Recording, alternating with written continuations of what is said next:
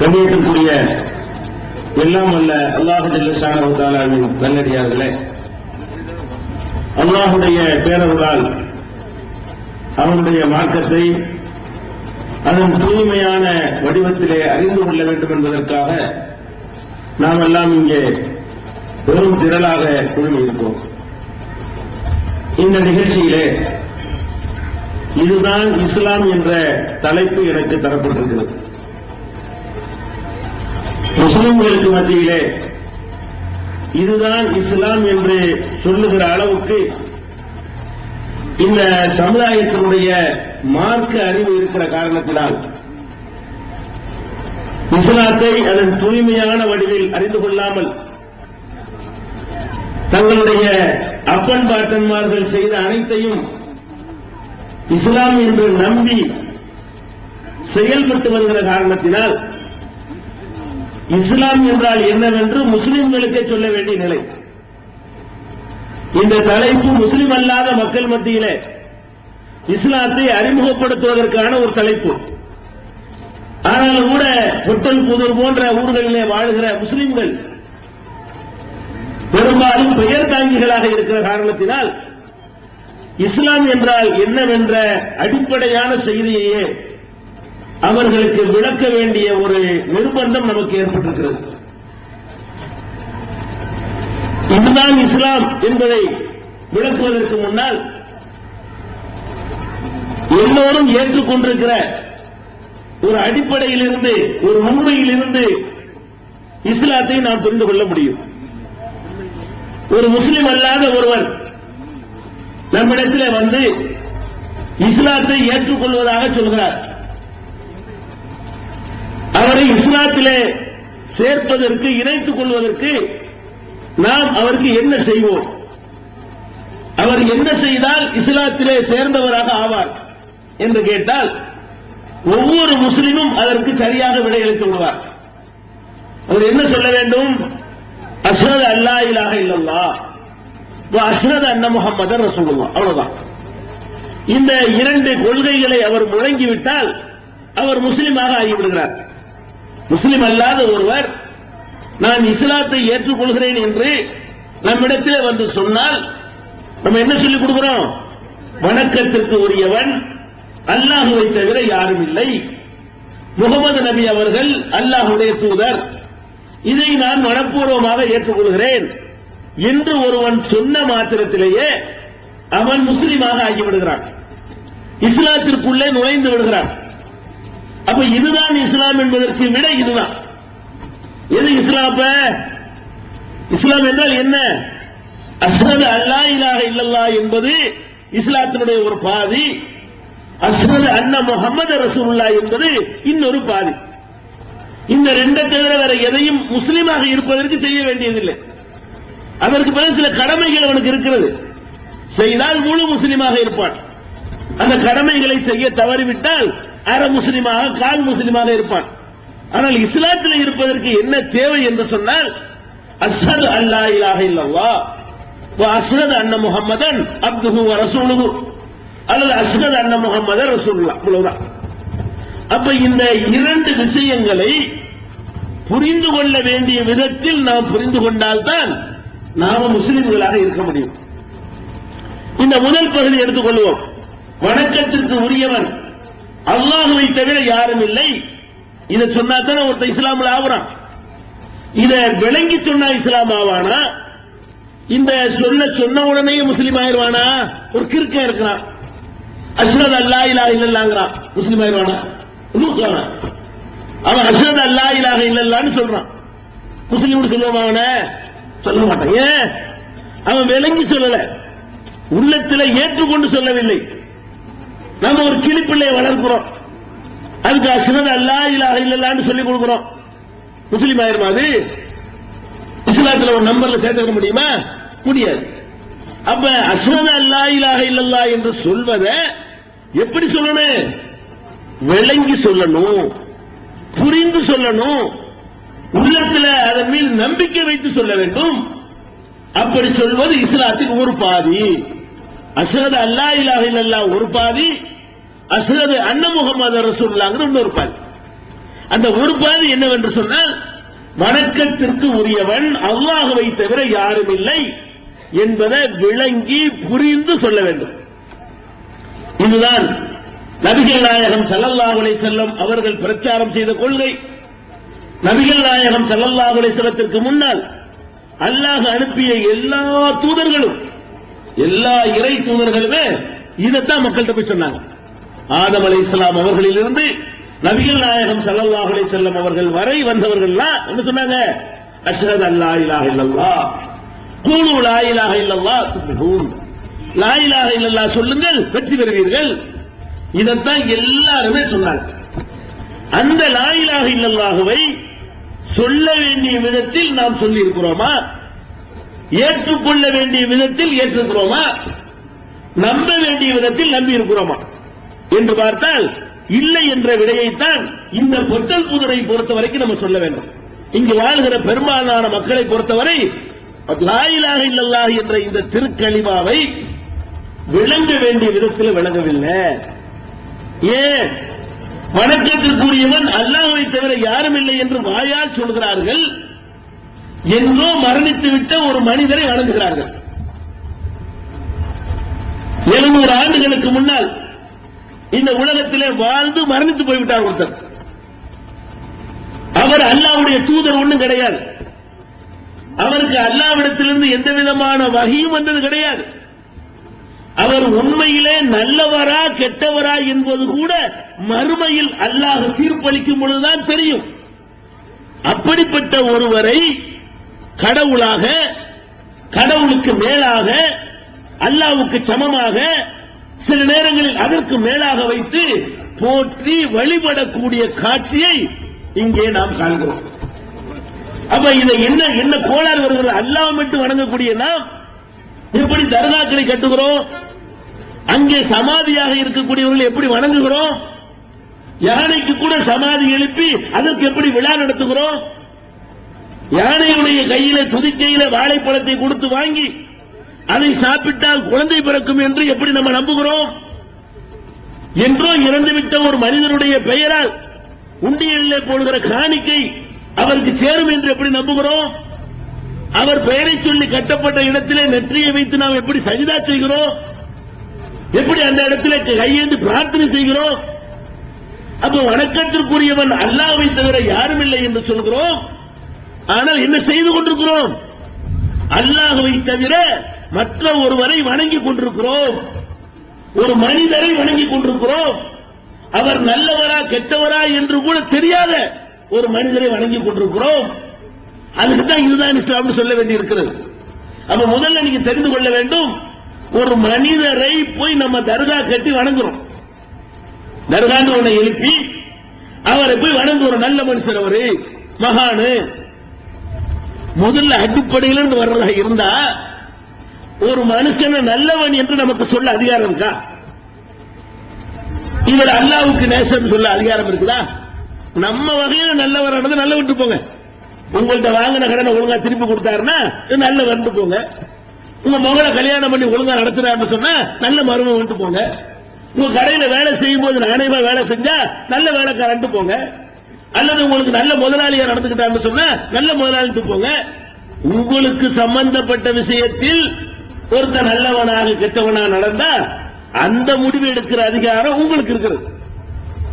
உங்களுக்கு சம்பந்தம் இல்லாத அல்லாஹ்வுக்கு சம்பந்தமான விஷயத்துல ஒருத்தர் நல்லவனா கெட்டவனா தீர்மானிக்கிறதா இருந்தா உங்களுக்கு அந்த அதிகாரத்தை அவன் தான் தீர்மானிப்பான். அல்லாஹ்வுக்கு நல்லவன் யார்? அவனுக்கு விருப்பமானவன் யார்? அதை நீங்க கண்டுபிடிக்கவும் இயலாது, உங்களால தீர்மானிக்கவும் இயலாது. இப்ப நான் வர்றேன், உங்க ஊர்ல வந்து ஒரு 72 குளத்துக்கு ஒரு தலப்பா கட்டி ஒரு பச்சை ஜிப்பாவை போட்டு கழுத்துல 3 மாலையை போட்டுக்கிட்டு பொட்டல் புதூர் தர்காவுல உட்கார்ந்து ஒரு தூண்ல சாஞ்சுக்கிட்டு தஸ்மி மணி ஊட்டிக்கிட்டு இருந்தேன்னு வைங்களேன், என்னை நல்லடியார் இருக்கும். அப்படித்தான் நல்லடியார்கள் உருவாக்குறாங்க. உங்களை ஏமாத்திருக்கா நான் வந்திருப்பேன், உங்கள்கிட்ட பணம் பறிக்கிறதுக்கு வந்திருப்பேன், உங்களை வைத்து சுரண்டி பிழைக்கிறதுக்கு வந்திருப்பேன். ஆனா என்ன பாக்குறீங்க? நீங்க நல்லடியார் என்று தீர்மானிக்கிறதுக்கு வச்சுக்கிற அளவு என்ன தெரியுமா? தலப்பாவும் சிப்பாவும் தான். உங்களை விட 4 மீட்டர் துணி அதிகமா வச்சிருந்தா அவன் அவளியா. நீங்க வந்து தொட வரைக்கும் ட்ரெஸ் போடுவீங்க, அவர் முட்டுக்கால கீழே போட்டுருவாரு, அவுளியா. தொட வரைக்கும் போட்டு அவுளியா இல்ல, முட்டுக்கால கீழே போட்டாருன்னு அவர் அவுளியா. அப்ப நம்ம அவுளியா மகானு நல்லவன் என்பதற்கு வைத்திருக்கிற அந்த அளவுகோல் இருக்க, அதுவே தப்பு. முதல்ல ஒரு மனிதனை அல்லாஹ்வுடைய நேசன் என்று சொல்லுகிற அதிகாரம் உங்கள எவனுக்கு கிடையாது, தெரிஞ்சுக்கிறேன். சொல்லலாம், யார சொல்லலாம். இப்ப நான் ஒருத்தர் நேசிக்கிறேங்க, நான் ஒரு அந்த கூட்டத்தில் ஒரு ஆளை நேசிக்கிறேன், நான் அவரை நேசிக்கிறேன்னா இல்லைன்னு உங்களுக்கு தெரியுமா? உங்க முன்னாடி தான் நான் நிக்கிறேன், உங்க முன்னாடி நிக்கிறேன், நான் யாரையெல்லாம் நேசிக்கிறேன் என்று உங்களால் சொல்ல முடியுமா? சொல்ல முடியாது. ஏன்? நான் நேசிக்கிறது எனக்கு தான் தெரியும். நான் ஒருத்தர் நேசிக்கிற மாதிரி நடிச்சால் கூட நேசிக்கிறேன் நீங்க நம்ப முடியாது. நான் அவருக்கு பயந்துக்கு நடிச்சிருப்பேன், ஏதாவது எதிர்பார்த்து பணம் காட்டிருப்பேன், நான் 2 பேரும் நேசம் சொல்ல முடியுமா? ஒரு மனிதன் இன்னொரு மனிதனை நேசிக்கிறானா என்று உங்களுக்கு கண்டுபிடிக்க முடியாது என்னும் போது, அல்லாஹ் இவரை நேசிக்கிறான், அல்லாஹ் அவரை நேசிக்கிறான் சொல்லி யாரு? அல்லாஹ் ஒருத்தர் ஒன்று சொன்னானா? அப்ப ஒரு ஆளை அல்லாஹ் நேசிக்கிறான்னு சொன்னா அல்லாஹ் அதை உனக்கு சொல்லி தந்திருக்கணும், சொல்லி தந்து இருக்கிறான். சில ஆட்களை பற்றி அவங்கள நல்லடியான்னு சொல்லுங்க. யார சொல்லி இருக்கிறான்? தன்னுடைய தூதர்கள் என்று சிலரை பெயரை குறிப்பிட்டு நான் சொல்லுகிறேன், நான் அவங்களை தேர்ந்தெடுத்திருக்கிறேங்கிறான். என்னுடைய செய்தி அவர்கள் பெற்றார்கள் என்று சொல்கிறான், அவங்கள நேசம் சொல்லுங்க. ஆதம் அலைஹிஸ்ஸலாத்தை அல்லாஹ்வுடைய நேசம் சொல்லுங்க, மூசா நபி அல்லாஹ்வுடைய நேசம் சொல்லுங்க, ஈசா நபி அல்லாஹ்வுடைய நேசம் சொல்லுங்க, இப்ராஹிம் நபி அல்லாஹ்வுடைய நேசம் சொல்லுங்க, இஸ்மாயில் நபிய அல்லாஹ்வுடைய நேசம் சொல்லுங்க, நூஹ் நபி அல்லாஹ்வுடைய நேசம் சொல்லுங்க, அதே மாதிரி சீதா அலைஹிஸ்ஸலாம் அல்லாஹ்வுடைய நேசம் சொல்லுங்க, இலியாஸ் அல்லாஹ்வுடைய நேசம் சொல்லுங்க. ஓகே, லூத் அலைஹிஸ்ஸலாத்தை சொல்லுங்க. ஏன் நேசம்ங்கறோம்? அல்லாஹ் சொல்லிட்டான். யார் அவரை நேசிக்கிறானோ அவனே சொல்லிட்டான், இவர் என்னுடைய நேசரு, இவங்கெல்லாம் என்னால் தேர்ந்தெடுக்கப்பட்டவர்கள் அப்படின்னு அல்லாஹ்வே சொன்னது குர்ஆன்ல இருக்கிற காரணத்தினால் அவர்களை நீங்கள் அல்லாஹ்வுடைய நேசர் என்று சொல்லலாம். அதே போல நபிகள் நாயகம் ஸல்லல்லாஹு அலைஹி வஸல்லம் அவர்கள் அல்லாஹ்வுடைய தூதராக நியமிக்கப்பட்ட நபிகள் நாயகம் ஸல்லல்லாஹு அலைஹி வஸல்லம் அவர்கள் சிலரை இவர்கள் எல்லாம் சொர்க்கவாசிகள் என்று சொன்னார்கள். அவங்க சொந்தமா இதை சொல்ல முடியாது, அல்லாஹ்விடத்திலிருந்து செய்தியை பெற்றுத்தான் சொன்னார்கள். அபூபக்கர் ஃபில் ஜன்னாண்டார்கள், அபூபக்கர் சொர்க்கத்திலே, உமர் சொர்க்கத்திலே, உஸ்மான் சொர்க்கத்திலே, அலி சொர்க்கத்திலே, தல்ஹா சொர்க்கத்திலே, அபூ உபைதா சொர்க்கத்திலே என்று பெருமானார் ஸல்லல்லாஹு அலைஹி வஸல்லம் அவர்கள் ஒரு 10 அப்துர் ரஹ்மான் இப்னு அவுஃப் சொர்க்கத்திலே இப்படி 10 பேரை குறிப்பிட்டு இவங்க எல்லாம் சொர்க்கவாசிகள் என்று சொன்னாங்க. நபிகள் நாயகம் ஒருத்தர் சொர்க்கவாசின்னு சொன்னாங்கன்னா அவர் நல்லடியாரு, அல்லாஹ் நேசிக்கிறான். அல்லாஹ்வுடைய தூதரே சொல்லிவிட்ட காரணத்தினால் அவங்களை எல்லாம் அல்லாஹ்வுடைய நேசர்கள் என்று சொல்லலாம். பத்ர் போரிலே கலந்து கொண்ட சஹாபாக்களை அல்லாஹ்வுடைய நேசர்கள் என்று நம்மால் இப்ப சொல்ல முடியும். ஏன் சொல்ல முடியும்? அல்லாஹ்வே உங்களை பாராட்டி சொல்லிட்ட காரணத்தினால. இது வைக்க நபிகள் நாயகத்துடைய காலத்திற்கு பிறகிலிருந்து இன்னைக்கு தேதி வரைக்கும் தோன்றிய எந்த மனிதரையும் நல்லடியார் என்று உங்களால் சொல்ல முடியுமா? அல்லாஹ்வுடைய நேசர் என்று உங்களுக்கு சொல்ல முடியுமா? மறுமையில் அல்லாஹ் நிறுத்தி கேட்பான், ஏண்டா நான் இவரை நேசிக்கிறேன்னு சொன்னீங்க, நான் உன்கிட்ட சொன்னா நான் இவரை நேசிக்கிறேன், நீ யார சொல்றது? இல்ல கவனம் இல்ல, இவர் அல்லாஹ்வுடைய நேசர், அவர் அல்லாஹ்வுடைய நேசங்கிறீங்களே, அப்ப நான் இவரை நேசிச்சேன் என்று எப்படி சொன்னேன்? அல்லாஹ் கேட்கிறோம். முதல் அடிப்படை நம்ம எங்க தப்பு செய்யறோம்னு கேட்டா, அல்லாஹ்வுடைய நேசர் என்று முடிவு செய்யறோம் இல்லையா, அதுல நீங்க தப்பு பண்றீங்க. அல்லாஹ் செய்யற முடிவை நீங்க செய்றீங்க, அல்லாஹ்வுக்கு மாத்திரம் உள்ள அதிகாரத்தை நீங்க கையில் எடுத்துக் கொள்கிறீர்கள். நபிகள் நாயகம் ஸல்லல்லாஹு அலைஹி வஸல்லம் அவங்களுடைய காலத்துல ஒரு குழந்தையுடைய ஜனாசா, குழந்தை பச்சிலம் குழந்தை ஜனாசா எடுத்து இறந்த உடலை எடுத்து செல்லப்படுகிறது. ஆயிஷா நாயகரை பார்த்து விட்டு சொன்னார்கள், ஹாதா உஸ்பூரும் மின் அஸாபிரில் ஜன்னா, இது சொர்க்கத்து சிட்டுக்குருவிகளிலே ஒரு சிட்டுக்குருவி. யார் சொல்றா? ஆயிஷா நாயகி நபிகள் நாயகம் ஸல்லல்லாஹு அலைஹி வஸல்லம் மனைவி சொல்றாங்க, இது சுவனத்து சிட்டுக்குருவிகளிலே இது ஒரு சிட்டு அப்படிங்கிறாங்க. சஹாபாக்களுடைய குழந்தை, நல்ல குழந்தை, நல்லவருக்கு பிறந்த குழந்தை.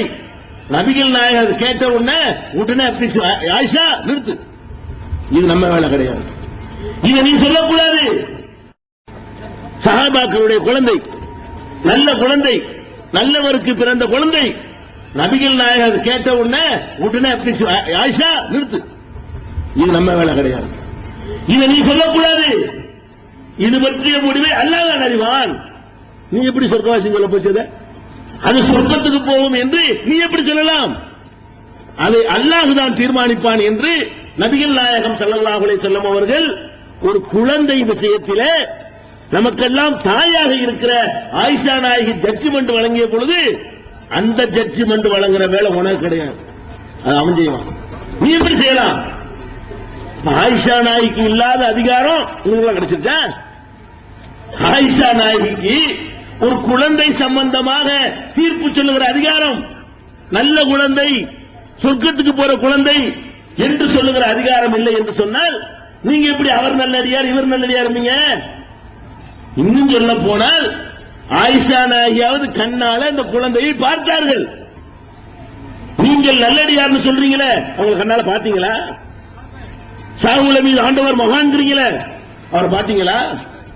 அப்துல் கார் ஜீலானி அவரோட நெருங்கி பழகுனீங்களா? அவரோட ஒரு 40 நாள் கூடவே இருந்து பாத்தீங்களா என்ன செய்யறாருன்னு? ஒண்ணுமே பார்க்கல. சரி, அவருக்கு தெளிவான ரெக்கார்டுகள் ஆதாரப்பூர்வமான வரலாறுகளாவது உண்டா? இல்ல. என்ன பண்ணிட்டாங்க? அந்த காலத்துல பக்கீர் சான் சில பேர் வந்தாங்க. எப்படி இந்த கதை வருதுன்னு கேளுங்களேன்.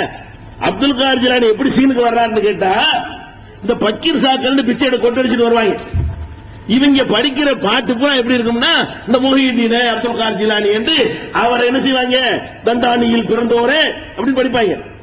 இந்த மாதிரியான ஒரு பாடல்களை முஹிதீன் முஹிதீன் படிச்சு படிச்சு பிச்சை கேட்டு வந்தவன இவங்க சொல்லி மார்க்கத்தை கத்துக்கிட்டாங்க. ஓ, முஹிதீன் ஒரு முக்கியமான ஆளா இருப்பார் இருக்க, பிச்சைக்காரன் அவர் பேர சொல்லி பிச்சை கேட்கறான் இப்படின்னு சொல்லிதான் இவரை பத்தி உங்களுக்கு தெரியுமே தவிர அப்துல் கார் ஜீலானியை பற்றி உங்களுக்கு என்ன தெரியும்? ஒரு மனிதரை பற்றி தெரிந்து கொள்வதாக இருந்தால் அவர் எழுதின புத்தகத்திலிருந்து தெரிந்து கொள்ளலாம். அவர் காலத்தில் வாழ்ந்த ஐ விட்னஸ் இருக்காங்கல்ல, நேரடி சாட்சிகள், அவர்களுடைய சாட்சியத்திலும் தெரிந்து கொள்ளலாம். அப்துல் கார் ஜீலானி அவர்களை பொறுத்த வரைக்கும் அவர்கள் பெயரால் விடுகிற கட்டுக்கதை எல்லாம் நீங்க எடுத்து பாருங்க. ஆனால் அவரே தன்னுடைய கைப்பட எழுதிய புத்தகம் இன்றைக்கும் இருக்கிறது. அவர் கைப்பட எழுதிவிட்டு சென்ற புத்தகம் உன்னியத்து தாலிபீன் என்ற பெயரிலே எல்லா அரபு மதரசாக்களும் வைத்திருக்கிறார்கள். எங்களிடமும் இருக்கிறது. அந்த உன்னியத்து தாலிபீன் என்பது அவர் எழுதிய புத்தகம். யார் எழுதிய புத்தகம்? அப்துல் கார் ஜீலானி எழுதிய புத்தகம். அவர் வாழ்ந்த காலத்திலே அற்புதமான உரைகளை நிகழ்த்தியிருக்கிறார். அந்த உரைகளை அவருக்கு பின்வந்து கிட்டத்தில் அவருக்கு பின்வந்தார்கள் இல்லையா, அவங்க எழுதி வைத்திருக்கிறார்கள். ஃபுதூஹுல் கைப் என்ற பெயரிலே, அல் ஃபதுஹுர் ரப்பானி என்ற பெயரிலே அவருடைய உரைகள் தொகுக்கப்பட்டு இருக்கின்றன. அவருடைய உரைகள் தொகுப்பாக 2 புத்தகம் இருக்கிறது. அவரை எழுதிய உன்னியத்து தாலிபீன் என்ற புத்தகம் இருக்கிறது. இதிலிருந்து காட்டி இது அப்துல் கார் ஜீலானியுடையது என்று சொன்னால் சரி, இது ஆதாரத்தோட பேசுறாங்கன்னு சொல்லலாம். இவங்க சொல்ற கட்டுகள் இருக்கு பாருங்க, அது அந்த புத்தகத்திலாம் கிடையவே கிடையாது. இவர்கள் அப்துல் கார் ஜீலானிக்கு 700 வருஷத்துக்கு பிந்தி வரக்கூடியவர்கள். அவர் பேரால எப்படி கட்டி வச்சிருக்காங்க தெரியுமா? அவர் பேர்ல கட்டின அளவுக்கு கப்சா உலகத்தில் யார் பேர்ல கட்டப்பட்டிருக்காரு. உலகத்திலேயே முந்தைய நபிமார்கள் பேர்ல எட்டு கட்டினாங்களே, அதையெல்லாம் தாண்டி இந்த அப்துல் கார் ஜீலானி பேர்ல எப்படிப்பட்ட பக்தியை ஊட்டினார்கள் என்றால், எப்படிப்பட்ட கப்சாக்களை அவிழ்த்து விட்டிருக்கிறார்கள் என்று சொன்னால், நான் ஒரு சில கப்சாக்களை உங்களுக்கு சொல்கிறேன். உலமாக்கள் ஏன்னா இங்க அதான் பேச வேண்டியிருக்கிறது, இங்க எதை பேசினா தானே பேசணும். சில உலமாக்கள் பயான் பண்ணுவாங்க. அப்துல் கார் ஜீலானியை பத்தி எப்படி பண்ணுவாங்க தெரியுமா? நபிகள் நாயகம் மேராஜுக்கு போனார்கள். மேராஜுக்கு போய் அல்லாஹ்விடத்தில் பேசிக் கொண்டிருந்தார்கள். பேசிக் கொண்டிருக்கும் பொழுது அல்லாஹ் சொன்னான், முகமது மெதுவா பேசு. அல்லாஹ் சொன்னான். அல்லாஹ் ரசூல் ஸல்லல்லாஹு அலைஹி வஸல்லம் அழைத்து சென்று மேராஜில உரையாடி கொண்டிருக்கும் பொழுது அல்லாஹ் சொன்னானா, முகமது மெதுவா பேசு. தொட்டிலே அப்துல் கார் தூங்குகிறார். தொட்டிலே யார் தூங்குறதா? அப்துல் கார் ஜீலானி தூங்குறாராம். குழந்தை தூங்குது, நீ என்ன சத்தம் போட்டு பேசுற என்று இது யார் சொன்னது? அல்லாஹ்வுடைய தூதரின் பெயரால் பொய்யை இட்டு கட்டி நரகத்திற்கு தங்களை ரிசர்வ் செய்து கொண்ட மூடர்கள், மார்க்க அறிஞர்கள் என்ற பெயரிலே இந்த கதைகளை பயான்களிலே சொன்னார்களா இல்லையா? இது எந்த கிதாபில் இருக்கிறது? எந்த ஹதீஸ் கிதாப்? மேராஜுக்கு ரசூலுல்லாஹ் போனால் ஹதீஸ் புத்தகத்தில் இருக்குமா இல்லையா? நபிகள் நாயகம் ஸல்லல்லாஹு அலைஹி வஸல்லம் அவர்கள் வாழ்க்கையில் சம்பந்தப்பட்ட சின்னஞ்சிறு அசைவுகளும் நமக்கு பதியப்பட்டிருக்கிறது. அவர்களுடைய மீசையில் எத்தனை நரைமுடி இருக்கும், அதுக்கு ரெக்கார்டு இருக்கிறது. அவர்கள் சிரித்தால் எத்தனை பல் தெரியும், அதற்கு ரெக்கார்டு இருக்கிறது. நடந்து செல்லும் பொழுது கைகளை எப்படி வீசுவார்கள், அதற்கு ரெக்கார்டு இருக்கிறது. அவருடைய பாதங்களை எப்படி வைத்து நிற்பார்கள், அதற்கு ரெக்கார்டு இருக்கிறது. எப்படி குளிப்பார்கள், எப்படி உண்பார்கள், எப்படி உறங்குவார்கள், எப்படி மனஜலம் கழிப்பார்கள் என்பது உட்பட அவர்கள் வாழ்க்கையில் நடந்த ஒவ்வொரு நிகழ்ச்சியும் பதிவு செய்யப்பட்டிருக்கிற ரெக்கார்டு இருக்கிறது. அந்த ரெக்கார்டு நூல்களிலே நீ சொன்ன கட்டுக்கதை உண்டா? மேராஜில குழந்தை தூங்குது வாயை மூடுன்னு நபிகள் நாயகத்தை எல்லாம் கட்டுப்படுத்தினாங்கறிய. நபிகள் நாயகம் ஸல்லல்லாஹு அலைஹி வஸல்லம் பிறகு அவங்க மேராஜுக்கு போகும்போது இவர் பிறக்கல, 700 வருஷத்துக்கு பிந்தி வர போறாரு. அவருக்கு தொட்டில தூங்குறாங்க. இவங்க என்ன கதை என்ன சொல்ல வர்றாங்கன்னு விளங்குதா? அவரை அல்லாஹ்வுடைய புள்ளன்னு சொல்ல வர்றாங்க. பாயிண்ட் விளங்குதா? அல்லாஹ்வுக்கு பக்கத்துல தொட்டில தூங்குனா என் புள்ள என் வீட்டுல தூங்கும்லங்க, அவங்க வீட்டுல அவங்க புள்ள தொட்டில தூக்குமா இல்லையா? அப்ப என்ன சொல்ல வர்றான்?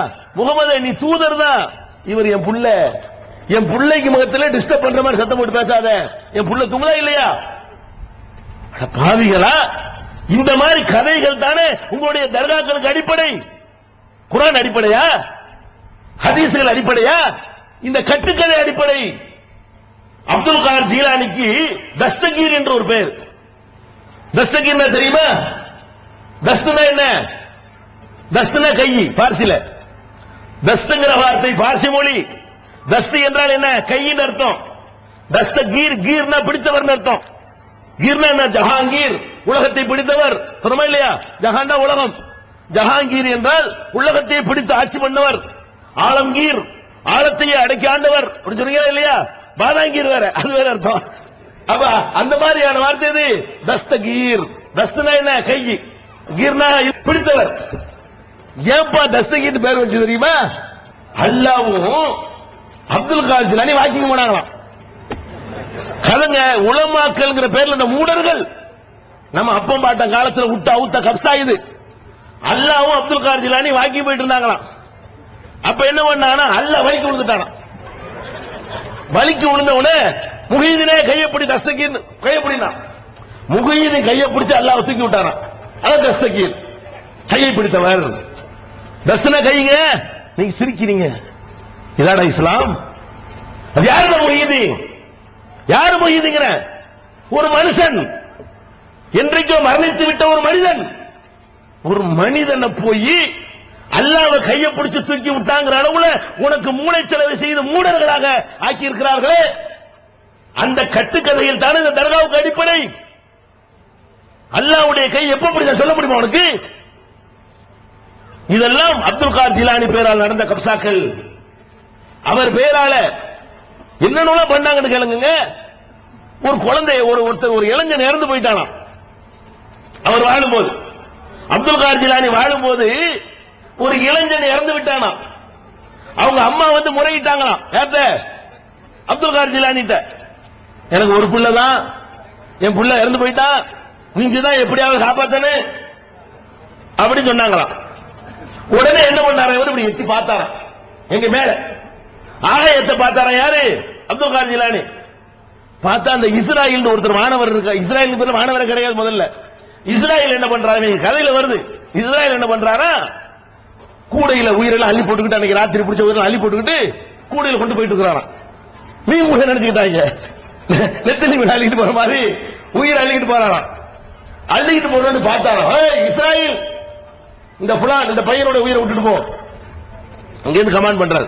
இந்த கிழவியுடைய மகனை உடனே விட்டுட்டு போறியா இல்லையா? அவர் என்ன செஞ்சாரா? இஸ்ராயலே அதெல்லாம் முடியாது, அல்லாஹ்வுடைய கட்டளைப்படி நான் எடுத்து செல்கிறேன், விடமாட்டேன்டாரா. அப்படியா? அவ்வளவு தூரத்துக்கு வந்துட்டீங்களா நீங்க? இவரு அது அப்துல் காதர் ஜிலானி அவ்வளவு தூரத்துக்கு வந்தீங்களா? ஒரு பாசக்கயிறு வச்சிருந்தாராம், ஒரு வில்லு பிடித்து விட்டாராம். அவர் இஸ்ராயல் காலில் கரெக்டா மாட்டினான். ஒரு வெட்டு தான் வெட்டினாராம். கூட கவுந்து எல்லா உயிர் கொட்டி அன்னைக்கு ராத்திரி செத்தவெல்லாம் இருந்துட்டானா. உயிர் திரும்பி வந்துட்டாங்க. இவர் வெறுங்க கதைக்கு சொல்லல. இதுகளை எல்லாம் நாங்கள் சிறுவர்களாக இருக்கும் பொழுது பயான் என்ற பெயரில் இந்த காது 2 காதால் கேட்டது. உலமாக்கள் பேச எங்கள் 2 நீங்கள் எல்லாம் கேட்கலாம், காப்பாற்றினவங்களை எல்லாம், இந்த இளைஞர்களை எல்லாம் எங்க வயசுல உள்ள ஆளை எடுத்து பார்த்தீர்களே. ஆனால் இந்த கதைகளை அவங்க ஊர்ல கேட்டிருப்பார்கள். இந்த கதைகளை அஜர்த்துமார்கள் பள்ளிவாசல்ல சொல்வார்கள். பயான்ல இதெல்லாம் பயான், இதெல்லாம் சும்மா பயான், இதான் நல்லது கெட்டதுக்கு சொல்லக்கூடிய பயான்கள்ல வரக்கூடியது. அவர் போனாராங்க அல்லாட்ட, இல்லப்பா உன்னைங்க வெறுங்கையா வந்திருக்கிறிய, எழுந்து விட்டுட்டு போயிட்டார உயிரெல்லாம், வெறுங்கையா வந்திருக்க எங்க எல்லாம் இல்ல. அந்த ஆளு கேட்டாரு, நான் மாட்டேன்னு சொன்னேன், ஒரு வெட்டினாரு, எல்லாத்தையும் கூட்டிட்டு வந்துட்டேன். அல்ல என்னன்னா ஒண்ணுதானே கேட்டாரு, கொடுத்துருக்கலாம்ல, இப்ப எல்லாத்தையும் விட்டு வந்துட்டிய. அவர் என்ன கேட்டாரு, ஒரு உயிரை தானப்பா கேட்டாரு, ஒரு உயிரை விட்டு இருந்தா மூட்டு உயிர் மிச்ச உயிரை காப்பாற்றி வந்திருப்பே இல்லையா? இந்த கதைக்கு என்ன அர்த்தம்? அல்லாவோட யார் பெரிய ஆள் அர்த்தம்? அல்லாவை விட அல்ல இவருக்கு பயந்து சாவலாம் பாருங்களேன். அட வானவர்கள் தான் என்ன, மலக்குகள் வந்து அல்லாவுடைய கட்டளை மீறுவார்களா? ஒரு ஆள் மௌத்தா போனா சரி, எவன் மௌத்தா போனதையோ எழுப்பி விட்டவர் வந்து அவர் மௌத்தா போய் இருக்க வேண்டியதானே? யார் மௌத்தா போனதை காப்பாற்றி விட்டார்லப்பா, அவர் இப்ப கொண்டா முன்னாடி காட்டு அப்துல் காதிர், நான் நம்புறேன் அப்துல் காதிரை கொண்டாந்து இவர் ஆள் காட்டு. ஆனா அவரே மௌத்தாகி விட்டார், அவரை தலை காப்பாற்ற முடியவில்லை. யாரோ மௌத்தா போனதை காப்பாத்தினாரா, உயிரை திரும்ப வரவழைச்சாரா, செத்து போனாலும் பொழைக்க வச்சாரா? என்ன கதை? இதான் பெரியார்களை மதிக்கிற லட்சணமா? இது எந்த கிதாபு குர்ஆன்ல இருக்கா? இது குர்ஆன்ல இருக்கான்னு கேக்குறேன். இருக்காது. அல்லாஹ்வுடைய ரசூல் இப்படி முன்னறிவிப்பு செஞ்சிருக்காங்களா? இந்த மாதிரி ஒருத்தர் வருவாரு, அவர் இந்த மாதிரி பண்ணுவாரு. அல்ல அப்துல் காதிர் ஜிலானி இப்படி பண்ணினார்ல, உலக ரெக்கார்ட் ஆச்சுல. இது 700வது ஆண்டுல அரசாங்க கருவூலத்தில் உள்ள புத்தகங்கள்ல, ஆவணங்கள்ல, கையேடுகள்ல, கல்வெட்டுகள்ல, அந்த செப்பு தகடுகள்ல எழுதப்பட்டிருக்கா? இது மாதிரி ஒண்ணு நடந்திருந்தா ஒரு 1000 பேர் செத்தவன் போல பொழைச்சிருந்தான்னு சொன்னா அது பதிவு பண்ணி வச்சிருக்க மாட்டானா? பாவிகளா, ஒரு பொய் புடுகிறதுக்கு ஒரு அளவு இல்லையா? இந்த அப்துல் காதிர் என்ற ஒரு மனுஷன் பேரை வைத்துக் கொண்டு எவ்வளவு கட்டுக்கதை. நம்மால ஒரு ஆள் எங்க சொந்தக்காரர் உள்ளார், குணமுடி பஸ் தான். எங்க நாங்கள் அந்த வழியில வந்த ஆளுக்கு தான். அந்த ஆள் என்ன பண்றாரு, இவரை பத்தி பாராடுறாரு. யாரை பத்தி? அப்துல் காதிர் ஜிலானியை பத்தி எப்படி பாடுறாரு, எப்படி ஆக்கிட்டாங்கன்னு பாருங்க. ஒரு மனுஷனை பத்தி இப்படி எல்லாம் பாடுவதை கேட்பதை ஒழிப்பதற்கு இஸ்லாம் வந்ததோ அதை பூரா அந்த அப்துல் காதிர் ஜிலானி பெயர்ல செய்தார்கள். எப்படி செய்தார்கள்? அண்ட கோடிகளும் ஓர் பந்தன கைக்குள் அடக்கி விளையாட வல்லீர், அகிலமோர் ஏனையும் ஆடுங்கரங்கு போல் ஆட்டி விளையாட வல்லீர், கண்டித்த கடுகில் கடலை புகட்டி கலக்கி விளையாட வல்லீர். என்ன சொல்ற வழங்குதா? அண்ட கோடிகளையும் அப்துல் காதிர் ஜிலானி அவர்களே ஒரு பந்து மாதிரி கைக்குள்ள விளையாடுவீங்க.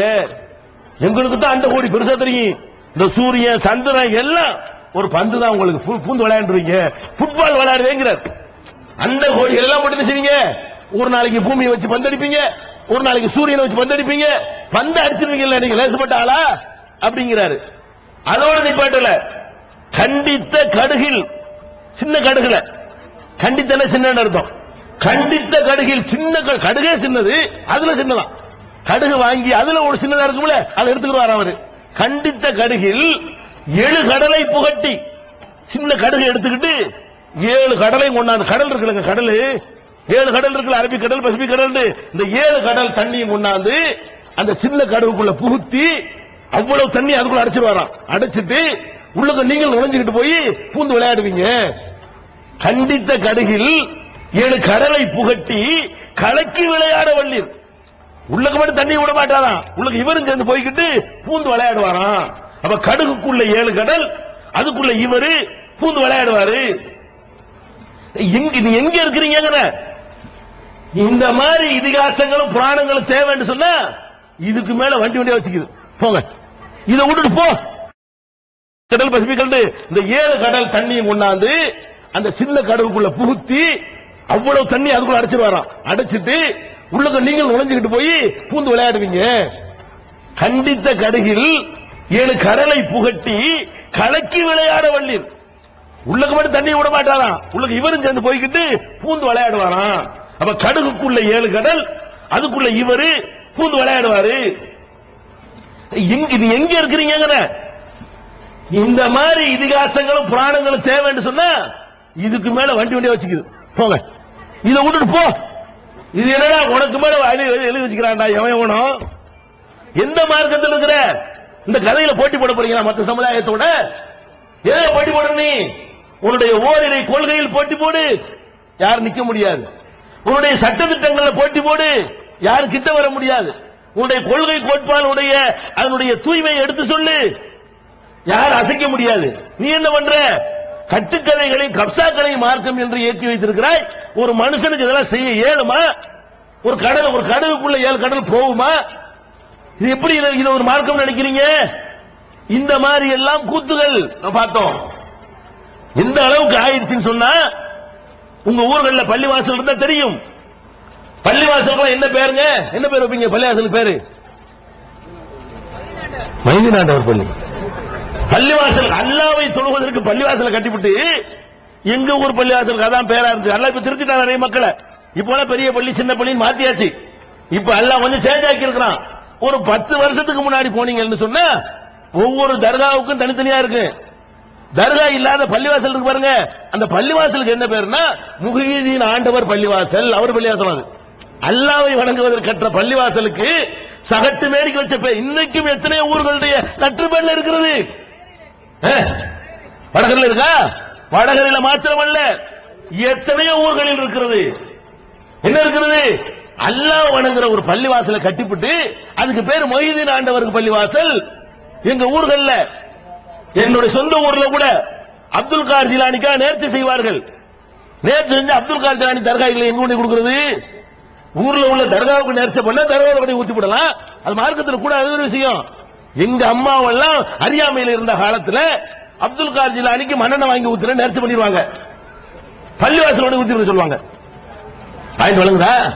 அந்த மண்ணெண்ணை கொண்டு எங்க ஊத்துவோம்? அந்த காலத்துல மண்ணெண்ணை முக்கிய கரண்ட்ல இல்லையில. பள்ளிவாசல் விளக்கறிக்கிறதுக்கு என்ன வாங்கி தர நேர்ச்சி பண்ணிக்கிறாங்க. யாருக்கு? அப்துல் கார் ஜிலானிக்கு. அப்துல் கார் ஜிலானிக்கு எண்ணெயை வாங்கி எங்கிட்ட தந்து போய் பள்ளிவாசல ஊத்திட்டு வா. ஊத்துற கூட தின்னு வச்சிருப்பானுவோம். அதுல கொண்டு எண்ணெய் ஊத்துறது யாருக்கு? அல்லாவை தொழுகிற பள்ளியில கொண்டு ஊத்துவதுதான் அவருக்கு கொடுக்கிற நேர்ச்சை. என்ன அர்த்தமாவது? அவர் தான் அல்லாஹ். முடிஞ்சு வச்சா கதை. ஒரு மனுஷன் என்னைக்கோ மௌத்தா போன ஒரு மனுஷனை கொண்டு போய் இவ்வளவு பெரிய இடத்துல வைக்கிறீர்களே, இது இஸ்லாமா? எவ்வளவு வயிற்றுல இருக்கும் திருடனை கொண்டாடுறாங்க. என்ன செத்து போன எலும்பையெல்லாம் திண்டு புட்டு எதிர்த்து கும்பி எதிர்க்கிறாங்க. சுப்ஹானல்லாஹ். இது மாதிரியான கட்டுக்கதைகளை ஒரு மனிதனின் பெயர்ல இன்னைக்கு கூட பாருங்க. நீங்க லூசுங்கிறது காட்டுறேன். எப்படிப்பட்ட லூசுன்னா இங்க உள்ளதான் எழுதி வச்சுக்கிறதான் சொல்றேன். அப்துல் கார் ஜிலானி பேர்ல சில பட்டம் கொடுக்கறாங்க. பட்டம் என்ன பட்டம் தெரியுமா? அவரை கூப்பிடுறாங்க, யா ரூஹாயில். ரூஹாயிலாம் ஜிப்ரீல் மீகாயில் வருது இல்லங்க. இதை பார்த்தான் மட்டை எண்ணுவதான் இவங்களுக்கு வழிகாட்டி என்பதற்கு ஆதாரம் என்ன தெரியுமா? ஜிப்ரீல்னா அப்படி ஒரு வார்த்தை மார்க்கத்தில் இருக்குது. மீகாயில்னா அப்படி ஒரு வார்த்தை இருக்குது. இவங்க என்ன எழுதிருக்காங்கன்னா, ஒரு இடத்துல எழுதிக்கிறான் யா ரூஹாயில். ரூஹாயில் ஒரு வார்த்தை எடுத்து அர்த்தம் சொல்லு. ரூஹாயில் என்ன அர்த்தம்? யா மத்ராயில். மத்ராயிலாம் வாயில் ஈல் சேர்த்துக்கிட்டு வாயில வந்தெல்லாம் எழுதிருக்கிறானுவ. இதை கேட்டு நம்மள எல்லாம் மூடனாக்கிருக்கான். அம்புட்டு பேரும் சேர்ந்து இந்த அஜர்த்துமார்னு வந்தவன் என்ன பண்ணிட்டான்? அரபு தெரியாத இந்த மக்களுடைய அறியாமையை பயன்படுத்தி இந்த பொட்டல் புதூர் தர்காவா இருந்தாலும் சரி, அப்துல் கார் ஜிலானியை பற்றி சொல்லுகிற புத்தகங்களா இருந்தாலும் சரி, அதுல இப்படி எழுதப்பட்டு என்னவா அஜ்மாயில். அஜ்மாயில் ஒரு வார்த்தை கிடையாது. அப்புறம் தர்தாயில், அதுக்கப்புறம் ரூஹாயில், அதுக்கப்புறம் மத்ராயில், அதுக்கப்புறம் கத்ராயில், இதெல்லாம் இருக்குது.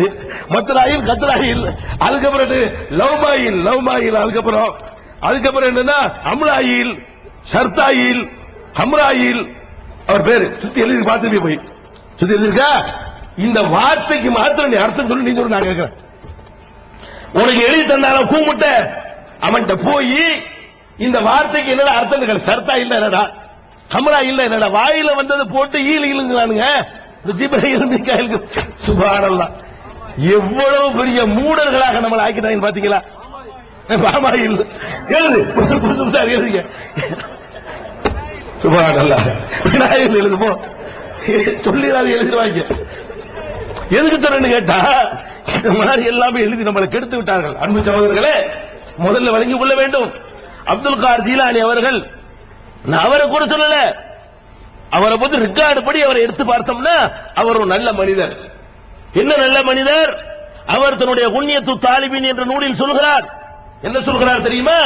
நீ எழுதின கட்டுக்கதை, நான் சொல்வது அவர் எழுதிய புத்தகம். அதில் சொல்கிறார், இஜ்அலில் கிதாப வ சுன்னத அமாமக.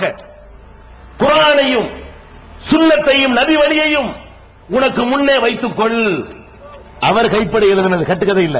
அப்துல் கார் ஜிலானி அவர் கைப்பட எழுதிய புத்தகம் என்ன சொல்றது தெரியுமா? இது அலில் கிதாப், கிதாப்னா குர்ஆன், கிதாபை வைத்துக்கொள், ஒரு சுன்னத்தை நபி வழியை வைத்துக்கொள், அமாமக உனக்கு முன்னால் வைத்துக்கொள், வாமல் பிஹிமா அந்த இரண்டு அடிப்படையில செயல்படு. எதை செய்யறதா இருந்தாலும் குர்ஆன்ல இருக்கிறான்னு பாரு, நபி சொன்னாரான்னு பாரு. யார் சொல்றா? அப்துல் காதர் ஜிலானி சொல்றாங்க, வாமல் பிஹிமா அந்த ரெண்டு அடிப்படையில உன் செயலை அமைத்துக்கொள். வலா தக்தர்ர பில் காலி வல் கீலி வல் ஹவுஸ் அவன் சொன்னா இவன் சொன்னான்னு கேட்டு ஏமாந்துராது, உளறல்களை கண்டு மறந்து விடாது. யார் சொல்றா? கத்ராயில் சர்த்தாயில் மாணுவார், ஏமாந்துராத உளறல் இதெல்லாம்.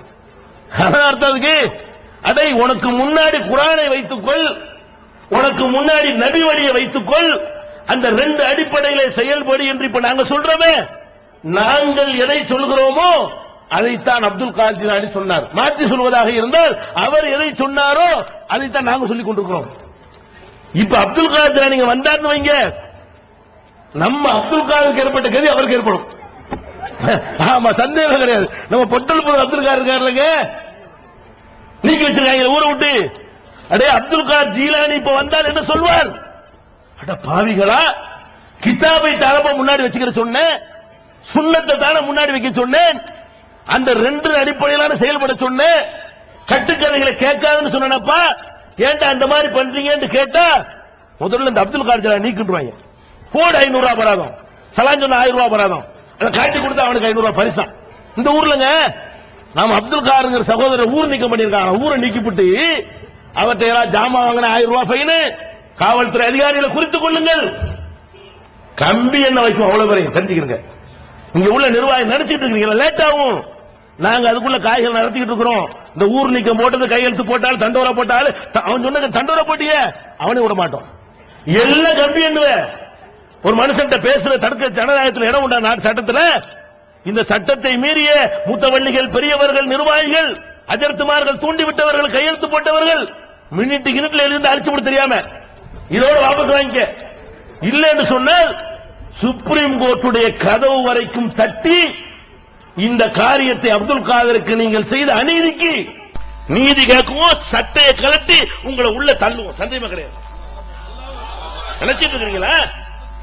அப்ப அப்துல் காதர் ஜீலானி ரஹ்மத்துல்லாஹி அலைஹி அவர்கள் எதை சொன்னார்களோ அதைத்தான் இந்த பொட்டன்புதூர் அப்துல் காதர் சொன்னார்.